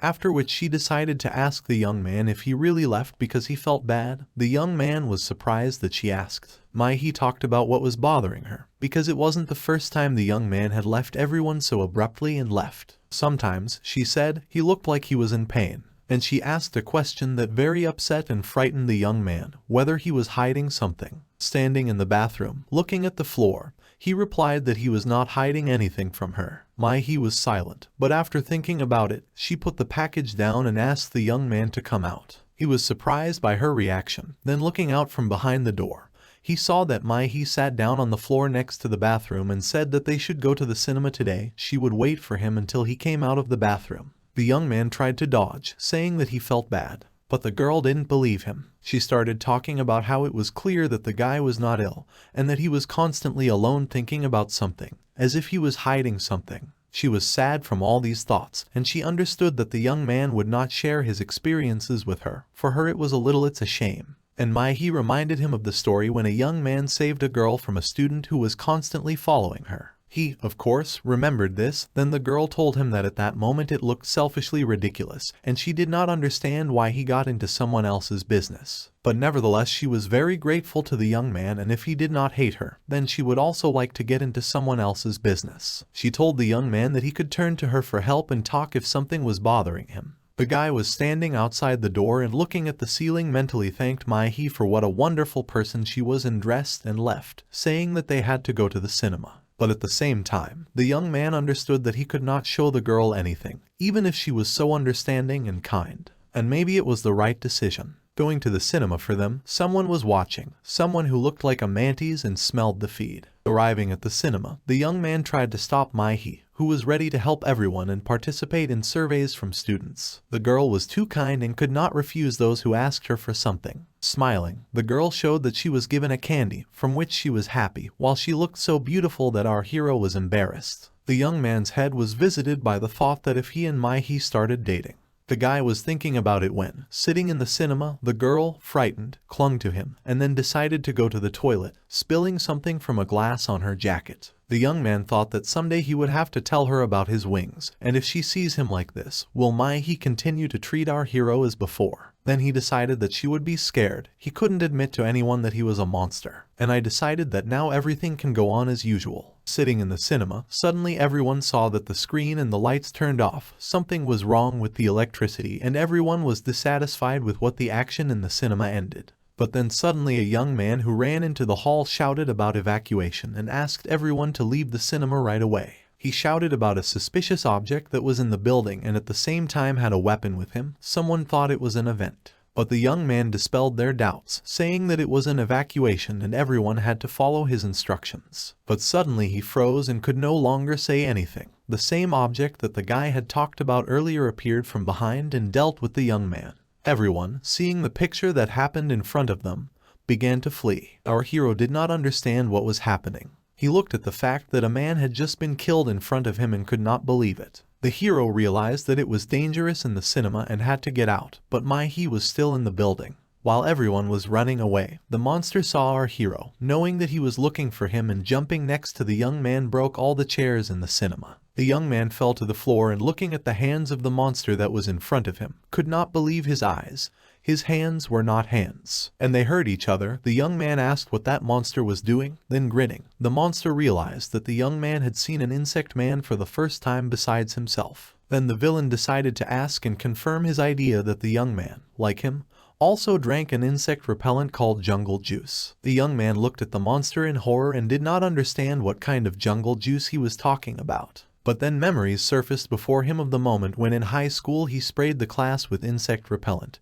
and if the monster was talking about it, then it simply could not be. The monster continued to say that after he became like this, he began to smell some kind of smell. It was a very appetizing aroma. Running away from the monster, the young man tried to hide, but he ran after him, telling him what a great smell he felt from the young man and that he really wanted to eat him. And starting his attack, the monster was hit by something heavy from Mai-hee, who appeared in time in front of Su Chang. The young man lying on the floor was very surprised to see the girl. She was scared to say that when she came out of the toilet she could not find the young man. The monster looked at the girl and thought about how brave she was. The monster started attacking the girl. The guy asked her to run away from here, because it was dangerous here, but he was at a sufficient distance from the girl to do something, and the monster was already next to her. At that time, the territory was already cordoned off on the street and no one was allowed to go inside the building, because an unknown person in the building staged terror with weapons. The girl was arguing with the policeman, because there were still people in the building. She told the policeman that she would go on her own if they did not take the necessary measures. At that moment, the young man shouted that there was a man upstairs. It was Mai-hee who fell out of the window of the building. The monster threw the girl out of the window, and the guy who did not have time to save her was terrified about what to do. How to save Mai-hee if he had never used wings and had never flown. Moreover, he saw a group of people standing below and could see his wings, then his life.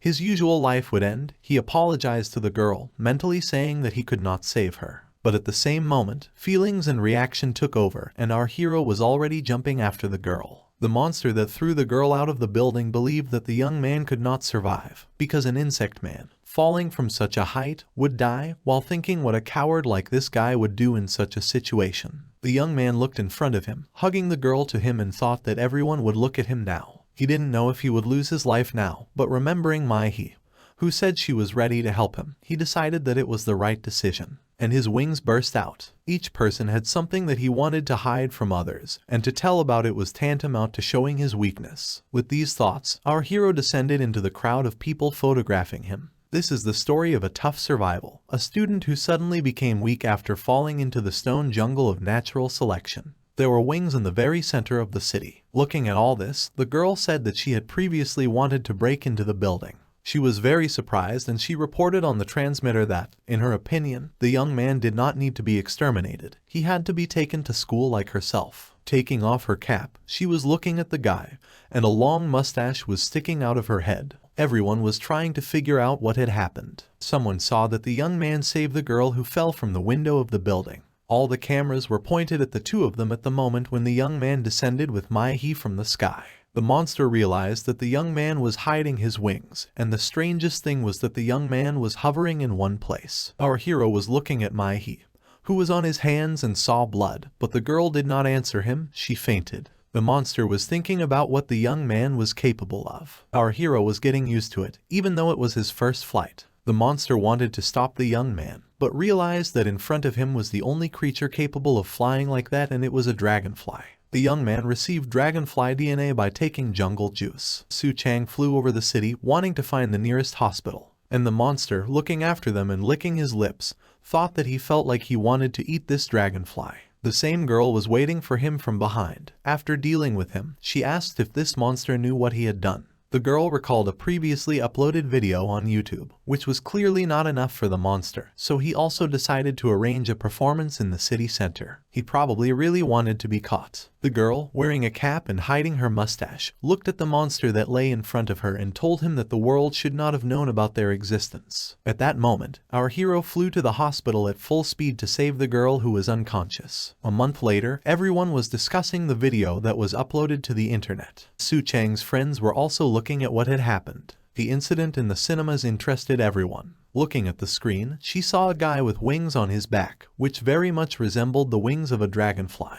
Everyone wondered how a person could have such. Maybe he was a monster. And one of the students said that no matter how much he watched this video, the guy looked more like Chan Su Chan. All the young men at this moment were looking at the naked hero, who was hiding in a hood. After all, on that day, news about what happened spread all over the internet, and, of course, they reached the university in a moment. The young man believed that then he would really be caught and sent for experiments. Many people treated this situation as a fiction.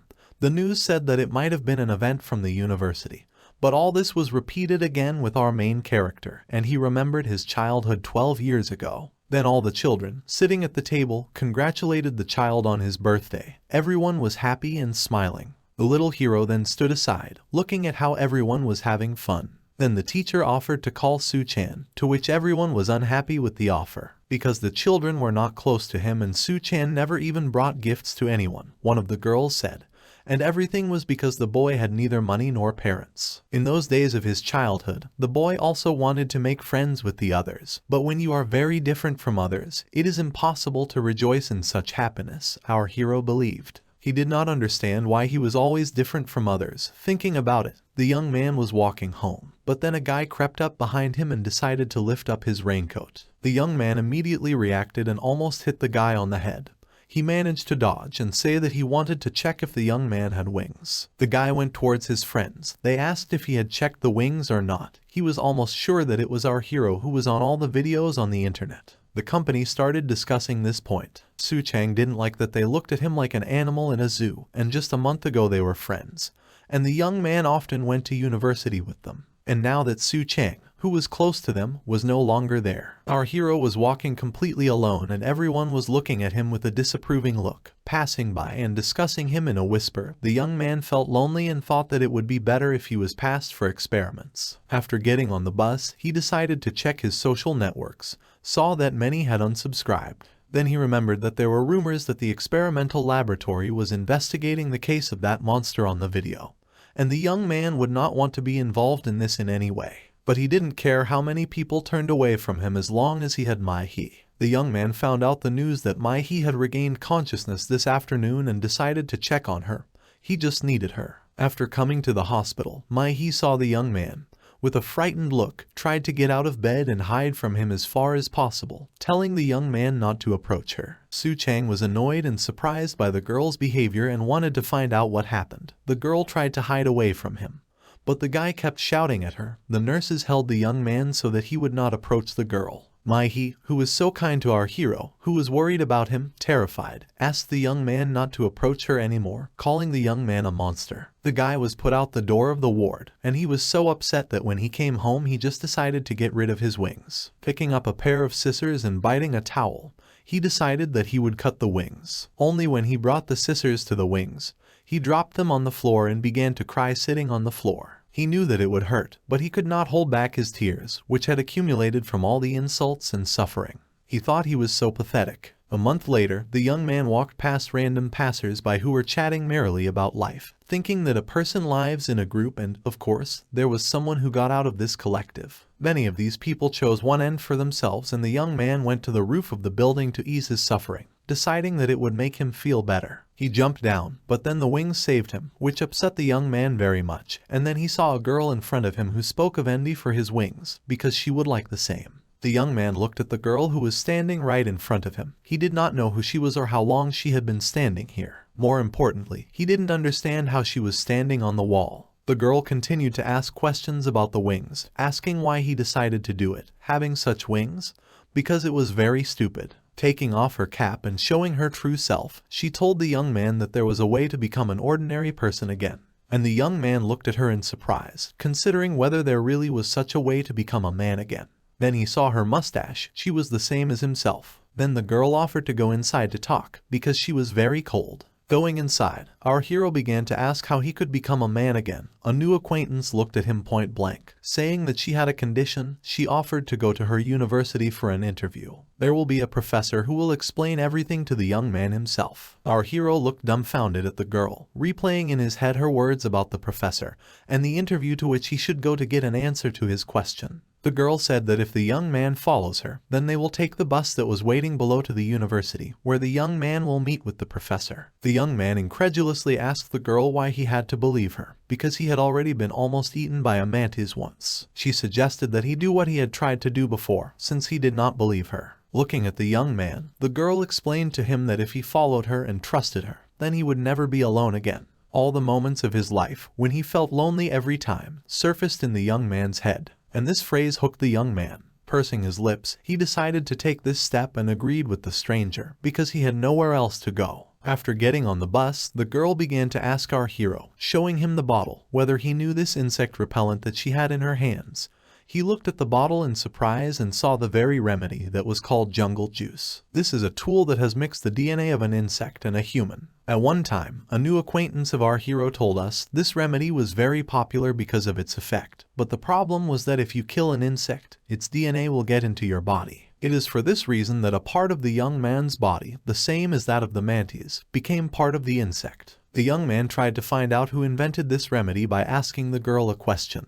But she herself did not know, neither the name of the company was known, nor what kind of person invented this remedy. It was only known that a large number of people were infected from it. Having scored information on the internet, the young man could not find anything. The search query did not show results. The girl had one answer to this. She also looked into the phone and told the young man that nothing was known because people like her had covered their tracks. Our hero looked at her uncomprehendingly. Then the girl got up and said that they had arrived. When he got off the bus, he did not understand where his new companion had brought him, because they were still standing in the tunnel. The girl went to the dashboard that read information from her phone and asked the guy, while the doors were opening, if he knew where the tunnels were. The young man, of course, knew the tunnels were in the mountains, and then the door opened in front of him, and a bright light shone in his face. His companion told him that people like her try to avoid people, so they live in hiding all the time.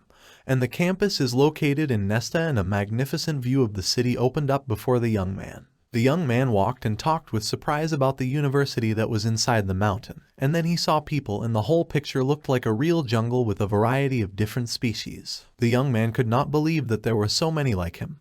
Could our hero really feel like an ordinary person in this place? From above, walking along the corridor in chains, led a monster that saw the very dragonfly that it tried to catch earlier. The guards did not allow him to stop, and then the discharge was applied. From that moment the mantis was just a guinea pig.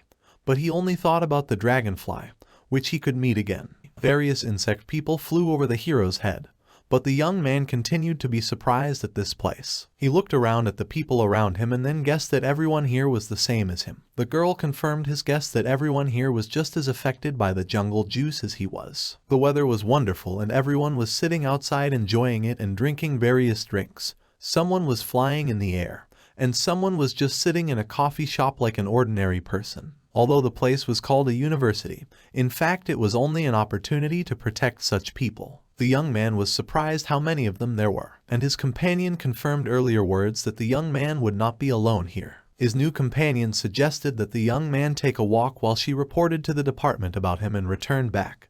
Because our hero was the only new student this semester, the young man stood in the middle of the road and watched a new acquaintance leaving, while the same insect people passed by around him and lived their normal lives. Deciding to explore the nest, the young man went for a walk. He could not have imagined that such a fantastic university could be located in Korea. There was a wonderful forest around him and there were people of all ages in it. Someone was swimming in the river, someone was sitting on a tree, and someone was flying. Everyone was so different. Passing by, the young man looked at people, because they all had insect parts, like himself, and the most important thing was that people did not hide it. Passing by, the young man saw a beetle in front of him, and then a man who was meditating under the arch. The man told the young man that he gave the beetles honey, and in return they provided him with protein. Such was the circle of life, and with these words the man covered with beetles took and ate the beetle. The guy was trying to figure out who this man was and wondered about himself. He realized that there were no normal people here, and as soon as he moved away from the man, he looked under his cloak trying to find out what kind of beetle the young man was. He saw wings like a dragonfly. He immediately flew away. The man who had previously eaten beetles managed to examine the wings of the young man and considered them flexible enough to hide them under clothes and not break. He praised the young man's wings, saying that they were in great shape. Our hero looked at the man in horror, and he tried to understand why the young man was trying to hide them. Remembering the frightened Mai, he informed the man that he had come here to get rid of his wings. The man considered him a pathetic fool. Entering the university building, the young man introduced himself to Professor Madu Hyan, about whom his new acquaintance told him. The man held out his hand to the young man and thanked the girl named Hee-jin for bringing this student here. The professor admitted that he had heard about the young man from reports. The guy stared at the professor with all his eyes and thought that he had a way to become a human again. Madu Hyan suggested that the young man get straight to the point. He decided to tell the young man how to become an ordinary person again. And to begin with, I suggested Su-chan to watch the video. The young man was surprised at how quickly events unfolded, while the professor included a video from the graduation of this university. The speech of the class representative was on the screen, and then the best graduate started the Cinderella ceremony. An insect man was standing on the stage and his head was completely from an insect. He was holding a drink in his hand, after which he was pierced by a means by launching a proboscis into the drink and his hands appeared. And then his head, there was a beautiful girl on the screen that transformed. The young man, looking at the screen, asked the professor what was the remedy that she drank. The professor explained to the young man that this is what the university's research department accidentally created by exploring the jungle juice. They used the basic principle of jungle sap and separated the insect DNA. Speaking in ordinary words, the professor explained that the medicine he held in his hand was able to return people to their normal human state. They called him Cinderella. On stage, the girl was crying, rejoicing in her appearance, and the guy was trying to realize what he had heard. The young man realized that it was the same medicine and asked the professor to give him the medicine, because it was what our hero needed. The professor hid the bottle behind his back and told the young man that he could not just give it to him. The young man was surprised by such a reaction. Then the professor explained to him that Cinderella was not a medicine that could be easily prepared. It was made from jungle juice concentrate, so the amount that could be cooked was limited. Unfortunately, it was impossible to return everyone to normal life. The young man began to get angry, looking at the professor who was telling him all this. But then he told the young man that if he wanted to return to normal life so much, then he needed to go to university and finish it with the best result in the department. In the video, a happy student waved to everyone and smiled. The professor explained that only the best students received Cinderella, and I asked our hero what he would choose. The young man looked at the professor and thought about how to get medicine. He had to go to this university and what kind of university it was. After he left the building, Hee-jin asked Su-chang what he would do. The young man replied that since the medicine was given only to the best student, then, in fact, he had no choice but to act. The girl replied to the young man that the choice was always his and if he did not want to enroll, He could just stay in life here, it was not bad here. Besides, even if he enters, it's not a fact that he will become the best student, Hee-jin said. The young man was glad that the question was not about money if it was only about learning. While taking out his case from his pocket, our hero said that everything was possible, and putting on the glasses that he had taken out earlier, said Su Chang, and even now he was ready to transfer to university. A few hours later, at the entrance to the lecture hall, the students were sitting in front of the university and discussing today, because today was the day of admission. They were discussing who would attend whose lectures this semester. Professor Ma's lectures, as always, were the most popular. One of the sitting students said that he failed his grades last semester. Then the girl replied that he needed to choose his professors more carefully. Our hero thought that he was transferred to this university very quickly, and this place was more like a university than the young man initially thought. He stood with the booklet and looked at what was happening around. All the insect people talked like university students, and the young man remembered Hee-jin, who helped him a lot. He remembered standing next to her and learning that enrollment was coming soon. He didn't even know which course to choose. The girl looked at him and said that he didn't even know what he was going to study and still talked about becoming the best student at the department. The young man panicked, and then she gave our hero a booklet where the main courses were painted. When enrolling, he had to choose one of the 3 that were described in the booklet. The guy looked at the booklet and thought about the courses, which of the 3 he had to choose. Looking at the names, he did not understand at all why they were so strange and thought that the girl had given him the wrong notebook. And he saw the name of the course, which sounded like the Principles of Nesta's Protection. It was the only good course in which more than half of the class were excellent students. The course was taught by Professor Ma, and the young man remembered a man who made a really good impression. After closing the booklet that Hee-jin had given him earlier, he firmly decided. The hero decided that he would apply for Professor Ma's course. However, if you think about it, then all applicants had to get together and pass the entrance exams. He recalled that usually students used a computer in a cafe, but maybe there were good computers at this university.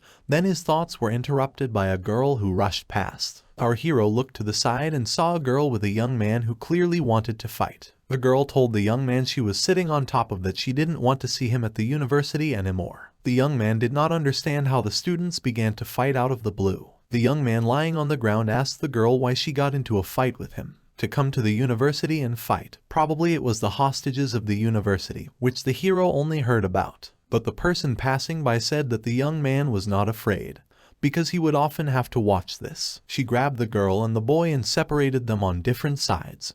But the hero remembered these antennas. The young man who was lying on the ground wanted to find out who threw him away. The girl said that to start a new semester with a fight, so the energy was going forward. In front of the young man was Hee-jin, representative of the Department of Insect Advantages Park Hee-jin. The young man, who was looking at his new acquaintance, only now found out about the title of the girl that she held at this university, and he realized that he was now in the same department with someone like Hee-jin. The girl waved her hand at him and asked him to go to the entrance exams. The guy began to worry about his student life. The time remaining before the entrance exams was 10 minutes, and our hero arrived on time. He sat down in the audience, taking his place at the computer. Almost everyone was already in their seats. A couple of guys were sitting behind him, who had fought on the street before, and our hero thought that his chance for an ordinary student life was already broken. But now it was the main thing for the young man to pass the entrance test. He was focused and looking at his computer. No matter how well someone grasps the material, if you allocate your time incorrectly or skip a good course, you will not be lucky in your studies. And our hero decided that no matter how, he had to get into Professor Ma's class. There was information about the professor's course on the screen. The professor stood and watched the city from his panoramic window. Then they came to him. In front of him was Professor Jai, a man of impressive size, full-time Professor Ji-jeon. He was asking the professor about a new student. The professor remembered about Su Chang's student and asked what Professor Jin thought about him, because he had already met him before, and whether the young man will be able to finish the entrance exam normally. The professor thought about it and remembered the scene in the forest, his first acquaintance with the young man, when he told him why he came to the university. Sighing, Jin informed Professor Ma that the guy had no chance. At that moment, our hero was looking at the computer screen and seeing the inscription exam begins. All the students rushed out the window. The young man did not understand where everyone ran. But only then did he realize that this was the entrance exam. It was necessary to think carefully and win. The only winners will be the strongest. Our hero, looking out the window, did not understand where everyone ran. At that moment, everyone was already flying, running using their abilities. The entrance exam has begun. The young man did not understand what was happening. There was another student in the class who asked the young man if he had transferred recently. The guy told our hero that he apparently did not have time to listen to the explanations for the exam. The young man turned to the student, who decided to explain to our hero if he didn't mind. The task of the exam is to find a professor. The guy went on to explain that in this university, unlike others, they had to find a professor who was hiding somewhere in the forest. Only after that the student could be enrolled in the class. The professor will give the first 16 students a flash drive, and only when this flash drive is delivered to the computer in the classroom, then the student will be accepted. The young men were walking through the forest. Su Chang realized that they didn't have time to chat, and then his new friend asked the young man whose course he would like to enroll in. Our hero replied that he would like to get into Professor Ma's course, because he had heard that he gives the best grades at the university, and the goal of our hero was to become the best student in the department. The young man looked at Su Chang and said that it would be difficult to achieve, but he was impressed by the guy's aspiration. And after saying goodbye to our hero, the guy went to look for the professor and wished good luck on the exam. The young man also thanked the guy for the information and said goodbye. In his heart, our hero thought he was a good kid. Standing on the hill, the young man reflected that a lot of time had already passed, and he had to find the professor, whether he was already late. He would at least like to know in which direction the others went. And I decided to walk around and see if he could look around from some hill, so our hero needed to find a hill. Then he remembered his wings and hung his cloak on a tree and soared into the air high above the trees. Now the young man saw everything and even saw where the other students were going. Then he noticed the flags and thought that maybe the flags marked the places where the students needed to go. If what the young man thought was true, then the professors should have been at these flags. After looking carefully, our hero saw that all the students were fighting among themselves because of Professor Ma's lectures. It seemed too much to the young man to go so far for the sake of lectures, and having decided that it was necessary to get away from there, the young man looked at the flags again. He was sure that the flags were the destination points. The only question left was which flag Professor Ma was near and whether it was worth relying on luck. But then he decided that he needed to go there and flew to the flag. Point was the one where the professor was sitting and drinking his tea while reading a book. Then he was surprised and saw the fallen student Su Chang in front of him. The young man thought that his landing was tough. At the speed that he was flying, it was impossible to fly with his eyes open. But his guess was correct. All the students were heading to point B, but the truth was that there was a great demand for a good professor, so the current to which the bulk of people were moving would be needed, so our hero thought. And his delay at the beginning of the exam helped to reveal the full advantage of the dragonfly's flight speed. The professor gave the student Su Chang a flash drive. This is a flash drive required for enrollment in the class. The young man barely managed it was the last flash drive, but he was happy. All that our hero had to do now was to return to the classroom and insert the USB stick into the computer. The professor wished him good luck and be careful. The young man began to rejoice that he passed the exam even too well and took his first step. The professor informed everyone that the principles of Nesta protection had already ended. The young man, rejoicing that he had received a flash drive, thought that this was his first step towards becoming an ordinary person. The professor was looking at his phone. Now that he had given away all the flash drives, it was time to start and he pressed the button. Then our hero received an SMS. There was a list in which there were photos. The young man did not understand at first what it meant. The word goals was indicated in the message and he saw his photo. Professor Jin was lying in a hammock, and when he saw the message, he looked that a new student who had received a flash drive was on the list. He should have understood by now, Professor Jin reasoned out loud. Jin also saw a notification that a new student had received Professor Ma's flash drive. And now, as all the notifications have been received, everything has started. The exam was not finished and the hunt began for the young man. The first attacker from whom our hero managed to dodge was a barbel beetle. He was strong enough to destroy a tree. The young man did not understand why everyone started a fight, but everyone wanted to get a flash drive. The next young man was attacked by a flagellated spider, which hunted using its hands, whips growing from its back. The young man was surprised that all the guys tried to kill him because of some flash drive. Everyone tried to catch the young man, who deftly ran away from his opponents. Now the young man understood what was meant by the goal when he saw his photo on the screen. Why was this entrance exam so terrible? Our hero reasoned, running away from another opponent. Then he was called. A voice called here, and the young man saw a student who helped him at the very beginning of the journey, telling him about the exam. The guy was sitting in a tree and waiting for the young man. Everyone was running in pursuit of our hero. Hiding in a tree, the young man said that everyone had left. Our hero, trying to catch his breath, thanked the young man for helping him, calling the guy very kind. The young man, scratching his forehead, said that what Su Chang was telling him was unheard of nonsense and paralyzed our hero in the forehead with his claw. Su Chang stops obeying his body, and he falls to his knees. Unable to move, the young man unclenches his hand and takes the flash drive, explaining in parallel to the hero that it was the poison of a honey bee, a bee capable of secreting a small amount of strong poison, paralyzing the enemy's body. For some time, our hero, according to his opponent, will not be able to move. Standing in front of Su Chang, the young man himself did not believe that he now had Professor Ma's flash drive. It was really profitable to pretend to be a good man. Our hero looked in horror at the young man, and he asked the guy if he really thought that the bee was going to help him, because everyone here was rivals and no one would help their opponent, forcing students to fight so that only the strongest remain in the end. Didn't the young man know that this is the essence of the entrance exam? The bee asked him. Our hero looked at him with a trembling look. The young man, taking the flash drive from the hero, said that he would make sure that it would serve him well, and wished our hero to try harder next year, although he believed that he would never become a better student.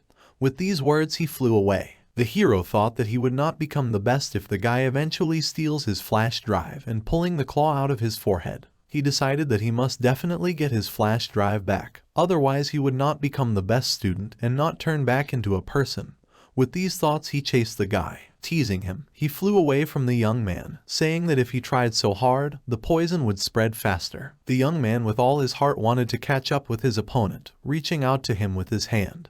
Then his eyes lit up like a dragonfly with a bright green light, and he began to see the movements of the bee and predict where he would be. The dragonfly, called the queen of the hunt, has a 95% success rate, and the secret of this success lies in her eyes. Having a faceted structure, dragonfly eyes are made up of thousands of individual eyes.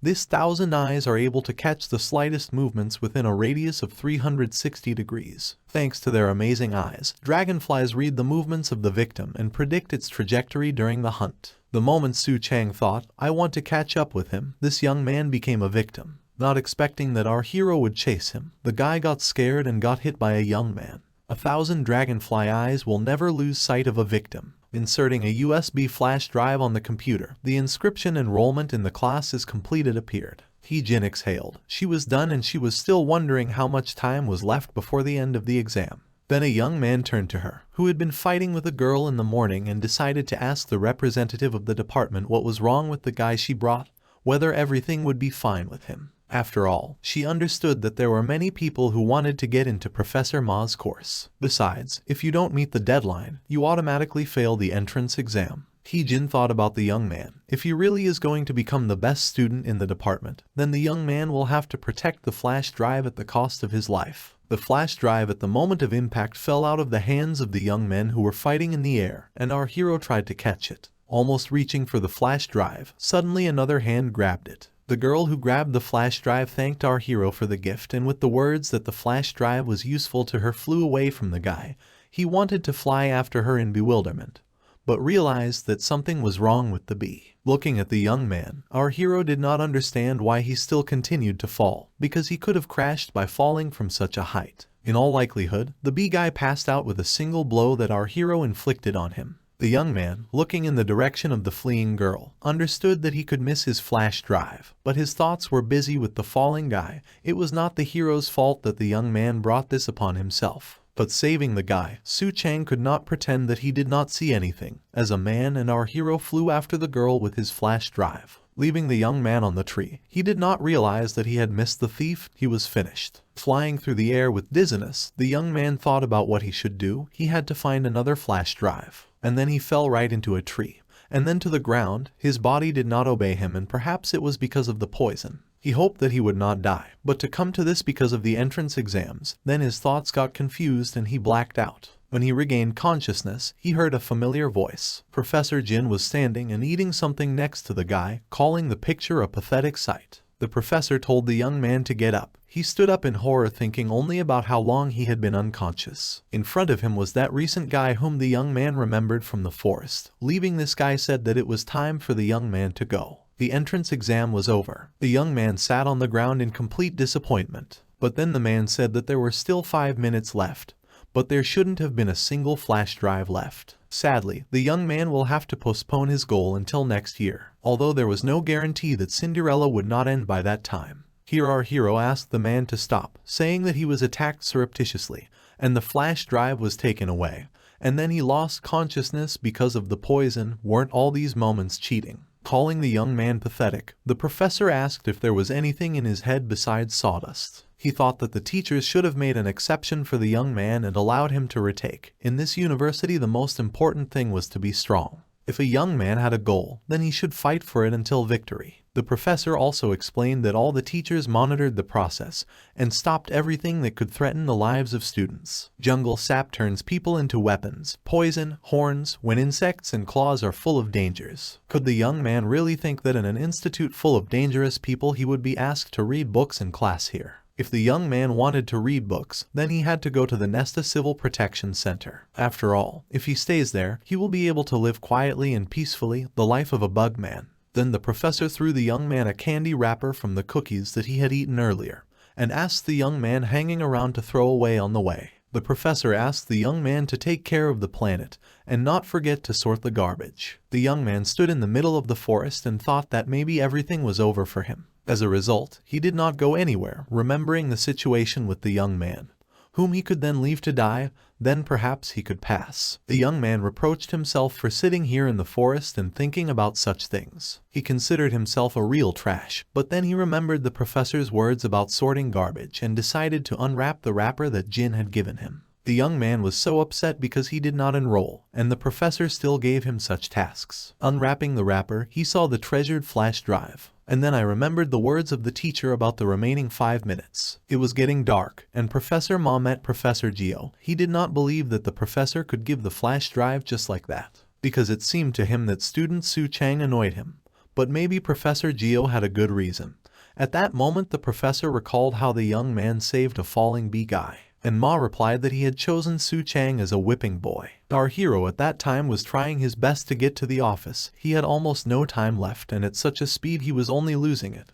His eyes hurt from the air, but if he closed them, he would not be able to land normally, so he could not fly faster. But then he stopped and remembered about his glasses. Thanks to them, dust and wind will get into his eyes less. He was able to increase the speed. In the forest, the young man sat and reasoned that he did not understand why everyone was rushing through the forest. If it was possible to take away the flash drive right in front of the university and quickly enroll, the guys who were next to him supported their partner in their thoughts. And the team saw the guy right ahead. All their waiting finally paid off. And as soon as they rushed after the young man, as he, having overtaken them, flew on, the company tried to understand why the young man was so fast. They decided to run to the audience and take away the flash drive there. The girl running next to him told her partner that it was already against the rules. The young man that caught up with them reported that he was fine. I knew about these rules. Having fallen, the guy could not understand who tripped him, and other students were standing in front of him, who decided to remind the young man that fights in buildings were prohibited. Behind the guys was Jin, who after completing the exam received a text message from Professor Jai, who asked to help the newcomer. She was a little puzzled, because the professor was not one of those who said such things. She did not know what the young man had done.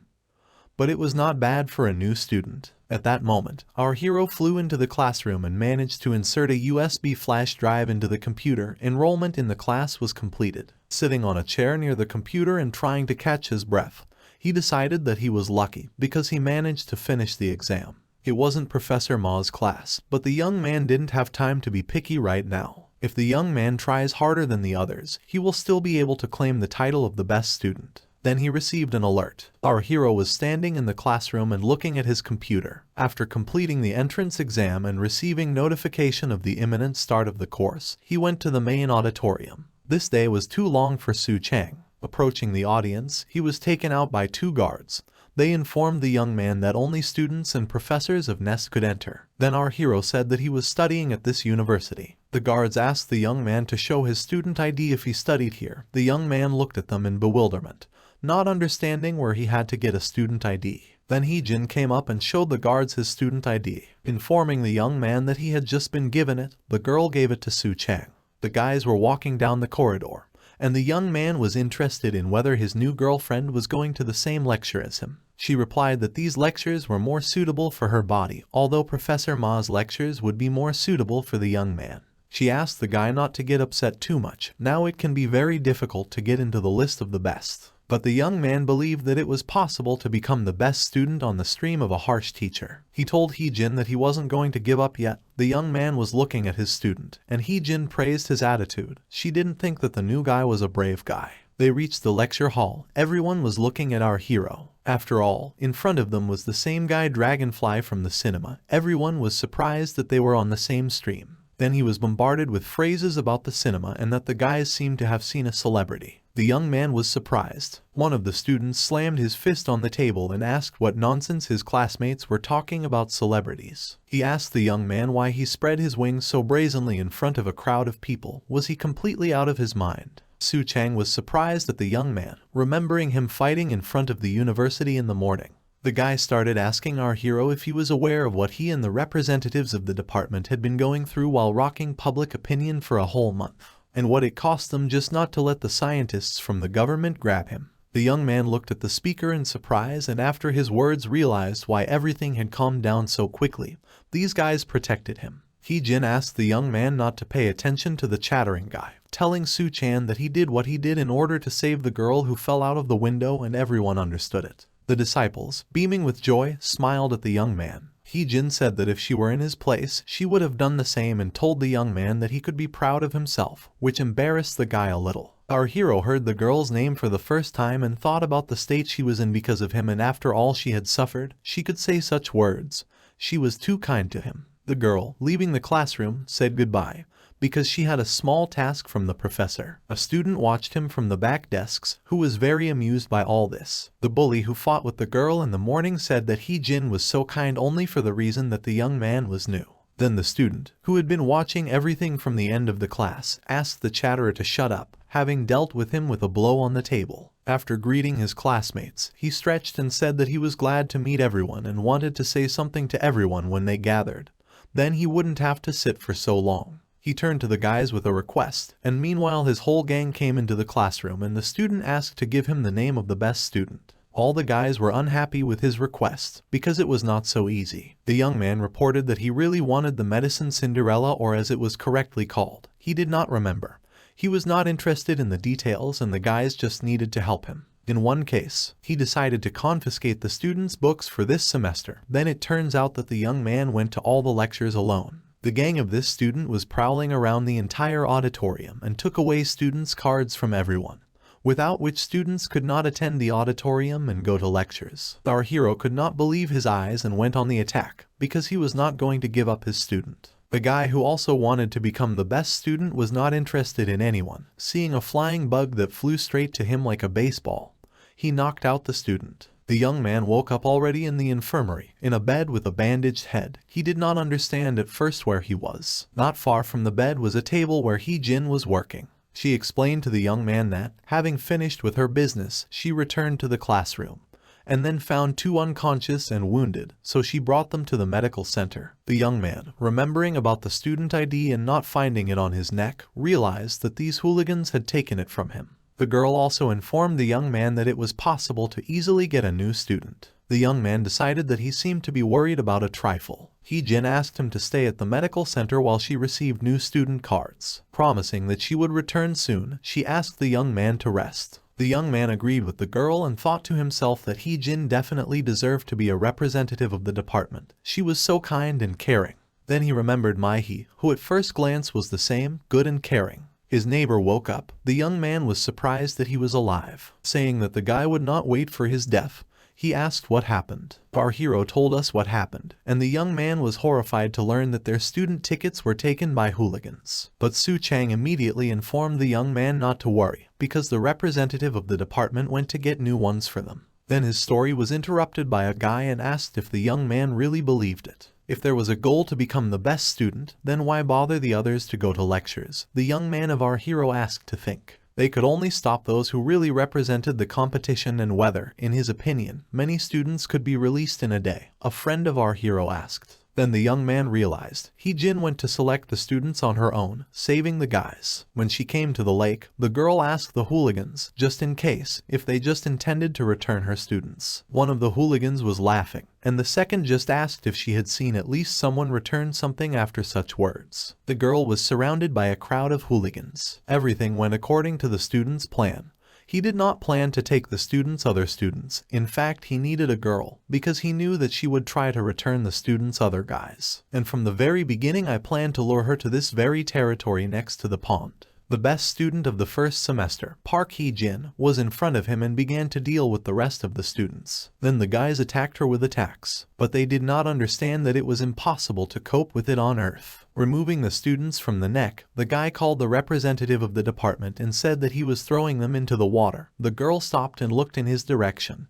Then she rushed to the student and fell into a trap. She entered the territory of the floating. It was the strongest predator of the aquatic insect environment, and he wanted to deal with the girl. Surfacing from the water to get air, the swimmer attacked the girl again, believing that it would be easier to become a better student without her. The girl continued to fight with the guy, but if he tried to deal with her on the university grounds, it would cause too much suspicion. She realized that she had fallen into his trap. If she drowns, then no one will understand anything. The bully decided and therefore lured her to the territory of the pond. The rest of the hooligans asked the guy to stretch the pleasure. They still ached in those places that the girl attacked. They offered options for what could be done with the girl before her death, and then something flew by the water very quickly that no one understood what it was. Everyone stood and stared with all their eyes. After surfacing and gulping air, Hee-jin looked in the direction of the savior, which said that no matter how much someone wanted to become a better student, didn't he have to choose human methods at the same time? He attacked the bully and held him by the breasts. The same looked at the young man.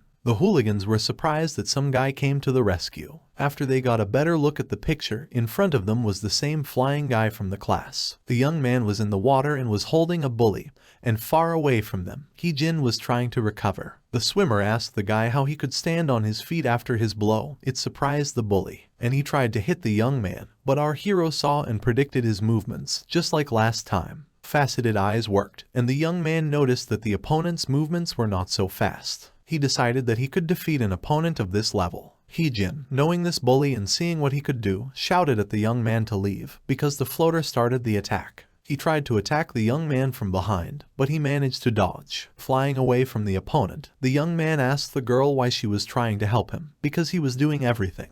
Then Hee-jin, looking at the young man, explained to him that the floater was not equal to the rest, especially since they were not in the most advantageous position in this territory. The beetle inside the bully is a floater that lives in the water. It was worth the beetle to grab the hero and drag him under the water. That's it. The end. They needed to leave faster. Then the enemy took student tickets out of the water, which our friends had completely forgotten about. And the bully suggested that they run away if the guys wanted to. The whole gang stood around their leader. The young man was indignant because the enemy was outnumbered, and besides, the enemy wanted to fight where it was more convenient for him. Hee-jin understood everything and asked the young man to leave.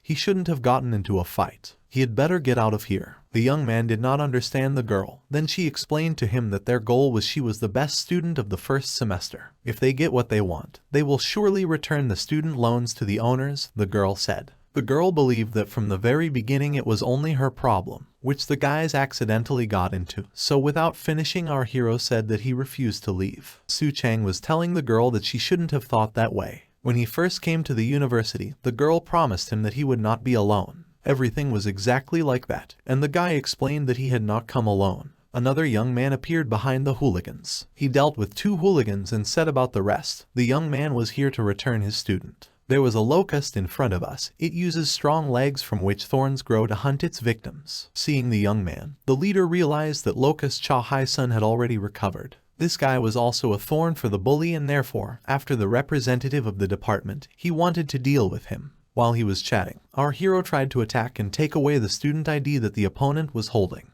But he expected such an outcome, so the young man's attack was unsuccessful, and the bully again began to attack the young man, calling his attack a mistake and the fact that he approached him. But looking at his opponent, the young man hinted that it was not a mistake at all. All he needed was just not to get hit, and our hero attacked the enemy from different sides. The bully realized that the young man was now moving not just in a straight line as before, but he had room for maneuver. And the bully tried to understand, even with all these data, how the young man managed to fly like that. What kind of beetle he was. The young man flew to the enemy with all his might and thought that if he used the speed and put all the kinetic force into the blow, then the difference between the opponents in strength would not be important, and attacking with all his strength, the floater flew away from the young man. But because of the water, the damage was reduced by half and the attack was not so powerful as our hero hoped. The bully decided to cheat and deceive our guys.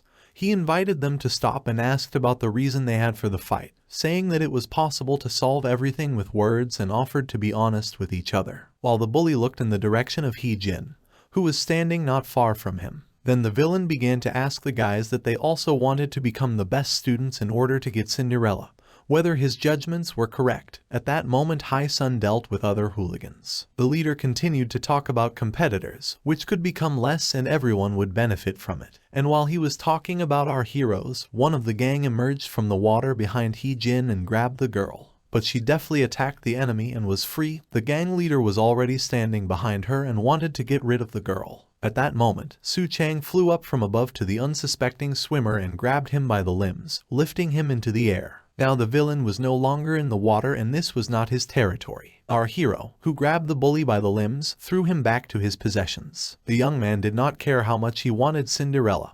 His methods were inhuman, and with these words he took the student tickets. Su Chang explained to the defeated floater that there was no point in becoming a man if he didn't even deserve to be called a beetle after all that he had done and was still ready to do. The young man stayed in the air and held his catch, so they successfully returned their students. Hee-jin looked with delight and surprise towards the young man. When they came to the auditorium, the introductory lecture was already over. The guys returned all the students' classmates, but decided to keep secret the fact that it was their merit. In fact, Hee-jin asked not to tell anyone, because she was worried that everything happened through her fault.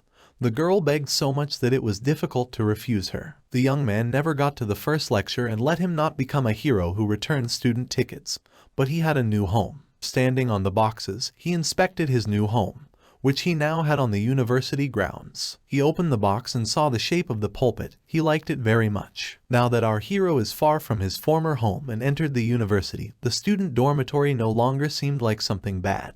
But then someone's voice called him and Hae-sung was telling the guy that the young man had performed well on the battlefield. Now the two of them were roommates. Our hero didn't know whether to be happy about it or not, because the guy was scaring him. Sitting on the floor and hugging our hero, Hyun-soo asked if the young man was drinking, to which he replied that just like everyone else, and in his head he was thinking that this guy wanted to drink with him alone. Only with him. But then the door opened and two girls came in. Hee-jin with snacks, who talked about a spacious room, and a girl with whom locusts had fought earlier in the morning. She had a large crate of beer in her hands. The young man was confused, and Hee-jin apologized for coming without warning. They wanted to celebrate the beginning of the semester today. It just happened that she and Hae-sung would live in the same room, and she offered our hero a drink with everyone for company. Perhaps the whole point was that the young man had not been drinking for a long time. But after he got to this strange university, after he discovered his wings, he thought about it sitting on the floor of his new dorm room and having fun with his new friends. The young man became very easy. Somewhere in the woods outside of Nast, the bully was floating and reporting to someone who asked about Professor Hee-jin's student, whom he could not figure out. But he immediately relented and said that his main goal was to attract attention.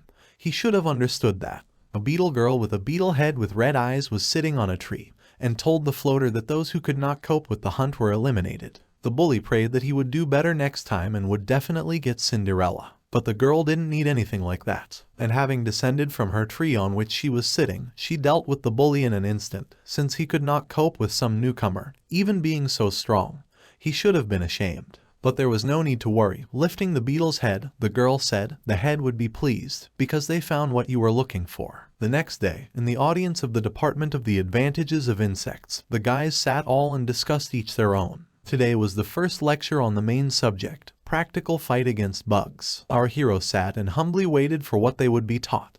He was insanely nervous. Hee-jin sat down with him and asked the young man not to be nervous. Today is the first lecture and they said that there would be only a simple test. She tried to calm him down by saying that nothing complicated should be. The young man did not know much, but she wanted to help him. He decided to take it in his hands and calm down. Then the teacher entered the classroom, the same one our hero had already seen earlier. He was talking about a simple test that was discussed yesterday. The results of this test will affect the students' grades and including the chainsaw. He asked to take everything into account that they could die. The young man looked at everything that was happening in shock. Outside of Nest there was a training ground where all the students were. Our hero was running away from a teacher with a chainsaw, not understanding what was happening at all. Where did this teacher come from at all and why was he chasing after everyone trying to finish them off? Hae-sun ran next to our hero and told him that it was the curator, Professor Jae-jeon. The young man was horrified to hear that it was a professor. Hee-jin was running nearby, explaining that the practical fight against bugs meant using the acquired abilities in battle. The role of the students of this department was to fight with guys like that Mantis, who had already met our hero earlier. The young man remembered that guy in horror. The teacher stood behind the guys and explained to them that it was at the introductory lecture, but they did not appear at it. The power of insects is a weapon and there will be those who use it to harm.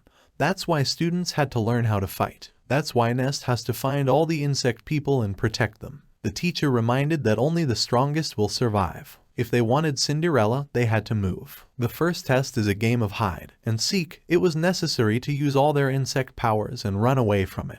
Those whom the teacher catches will fly out at the same second and they will not be able to become the best students. Everyone was horrified to hear this and were surprised. And the test was starting right now, John was saying, wielding his chainsaw, which our heroes were dodging. It was crazy for the young man, but if Jae-jeon said that they should learn to fight, then why he told them to run away was a mystery to him. After all, when our hero met that Mantis, all he could do was run away. Hae-sun dodging the old man's punches didn't understand how he could be so fast. Then he was almost hit, but Su Chang managed to pull his friend away from the saw in time. Then the teacher noticed the faceted eyes of the dragonfly and realized that the young man had read the movements of the chainsaw. For the guy who claimed that he had come here to get rid of the wings. He himself was a painfully good ace, as if he had turned into a real dragonfly. With these words he divided our heroes with his saw. Calling him a monster, the young man immediately remembered the frightened Himai, who huddled in a corner at the sight of him and stood up as a stopper. The teacher ordered him to look both ways and reaching for Su Chang's head shouted that he was running away. Then Hee-jin came to his aid. The girl looked at the guy and said that he would not give up if he was caught. It was necessary to get ready. While Su Chang and Hee-jin were standing aside, Hae-sun decided to attack the professor and invited him to rest with a clay mask and at these words threw clay in his face from under his feet. The same one believed that throwing dirt at the senior meant that they did not respect the professor, but it was a smoke screen. The smoke screen was so strong that the teacher could not see anything. Our heroes, meanwhile, were running away until they were seen through the smoke screen by this old man, who, according to Hae-sun, was some kind of energizer. In the end, he himself told them to run away, and the guys ran, having come up with a detour maneuver with mud. The Nesta underground isolation ward, the corridor of the isolation ward along which the woman was walking. Those who resisted lay under her feet. She found the Mantis that was chained up and asked if he was alive, because how could they do this to someone who was still alive? The girl was looking at the Mantis through the bars, and using a student ID, she tried to open the cage, but, unfortunately, it was impossible to bypass the security system with them. Therefore, the girl prepared something and her assistant was already hurrying to her. It was a bee guy who stole the security card from the professor's office. Now there were lectures, so the young man was not caught. The girl hugged the boy and told him how nice it was on his part. The university forced him to retire and it was such a cruel place. The young man melted under her words. Then, in his arms, he thought about why he stole the professor's thing. Why for this woman he didn't know, and when he got here, the bee guy had a lot of questions. The red dot on his neck was throbbing at that moment. The girl took the pass and asked not to worry about trifles while she opened the doors. It was better for the young man to say hello. There was a Mantis in front of them, who came out of the cage and saw insect people. And then he smelled a wonderful smell. The beetle girl hugged the bee guy, who was terrified of the Mantis and said that everything was as the head said. The Mantis behaved just like an insect. And she threw the young bee right into the arms of the Mantis. It was a gift from her. The Mantis, looking at the young man, understood that this was his food. And while the mantis was finishing the food, the girl looked at this sight. Meanwhile, outside the nest, our hero was standing and trying to catch his breath. It's been an hour and a half of the lecture they just ran. The guys nearby stretched and thought about how they barely managed to escape, while the young man was outraged by the test. While they were running away from the teacher, most of the classmates were caught. Our hero was interested in whether all the guys who were caught would fly out. Most likely it was so. Professor Jai always kept his word. At that moment, he was hanging all the students upside down to a tree. The young man thought about how this teacher instills discipline. It was not for nothing that he felt something was wrong at the first meeting. This professor seemed abnormal to him. And sitting down on the ground, the young man regretted that he did not get into Professor Ma's course. Jin tried to reassure the young man that the couple would end in an hour and he needed to be patient a little more. The young man asked Jin if the professor was going to fail everyone, to which the girl replied that he had such a teaching method. Then Hai-sun asked them to be quiet. The professor was already very close and other students were running away in front of him, stumbling and falling. The girl pulled her ankle, and her friend informed the professor that her friend. But without finishing, the professor was already looking at them and suggesting that they run. It didn't matter if her leg was dislocated or broken. The girl had to run. The professor began to attack the girls, but then our hero stopped him, holding the professor's hand with a chainsaw. He looked at the young man in bewilderment, who shouted to him that it was already too much and that the professor was overdoing it. Friends who were sitting in ambush were shocked by what their partner was doing. Besides, today was only the first day. The young man asked the professor if he had gone too far, to which the professor replied that it was true. Really, this couple of girls would already be dead. And he reminded the young man about the mantis. Was our hero going to lecture him the same way? And the professor was not joking when he said that all those caught by him would fly out of here. There was about an hour left until the end of the lecture, and the teacher offered them a game. If they could hit him at least one blow before the end of the hour, then he would not only for a couple. He would generally close his eyes to all today's failures as if nothing had happened. However, if they can't, then the main character and his friends will fly out of here. The professor believed that the novice was not the time to think about others. He still had a long way to go. He needed to understand his strength. Maybe the young man came here to get rid of the dragonfly's powers, but if that happened, he could not survive without the power. At this moment, the girl was leading the mantis through the forest, and he was rushing from side to side. He felt a very familiar smell. He smelled very tasty, and the mantis was going crazy from this smell. I think it was the smell of that dragonfly.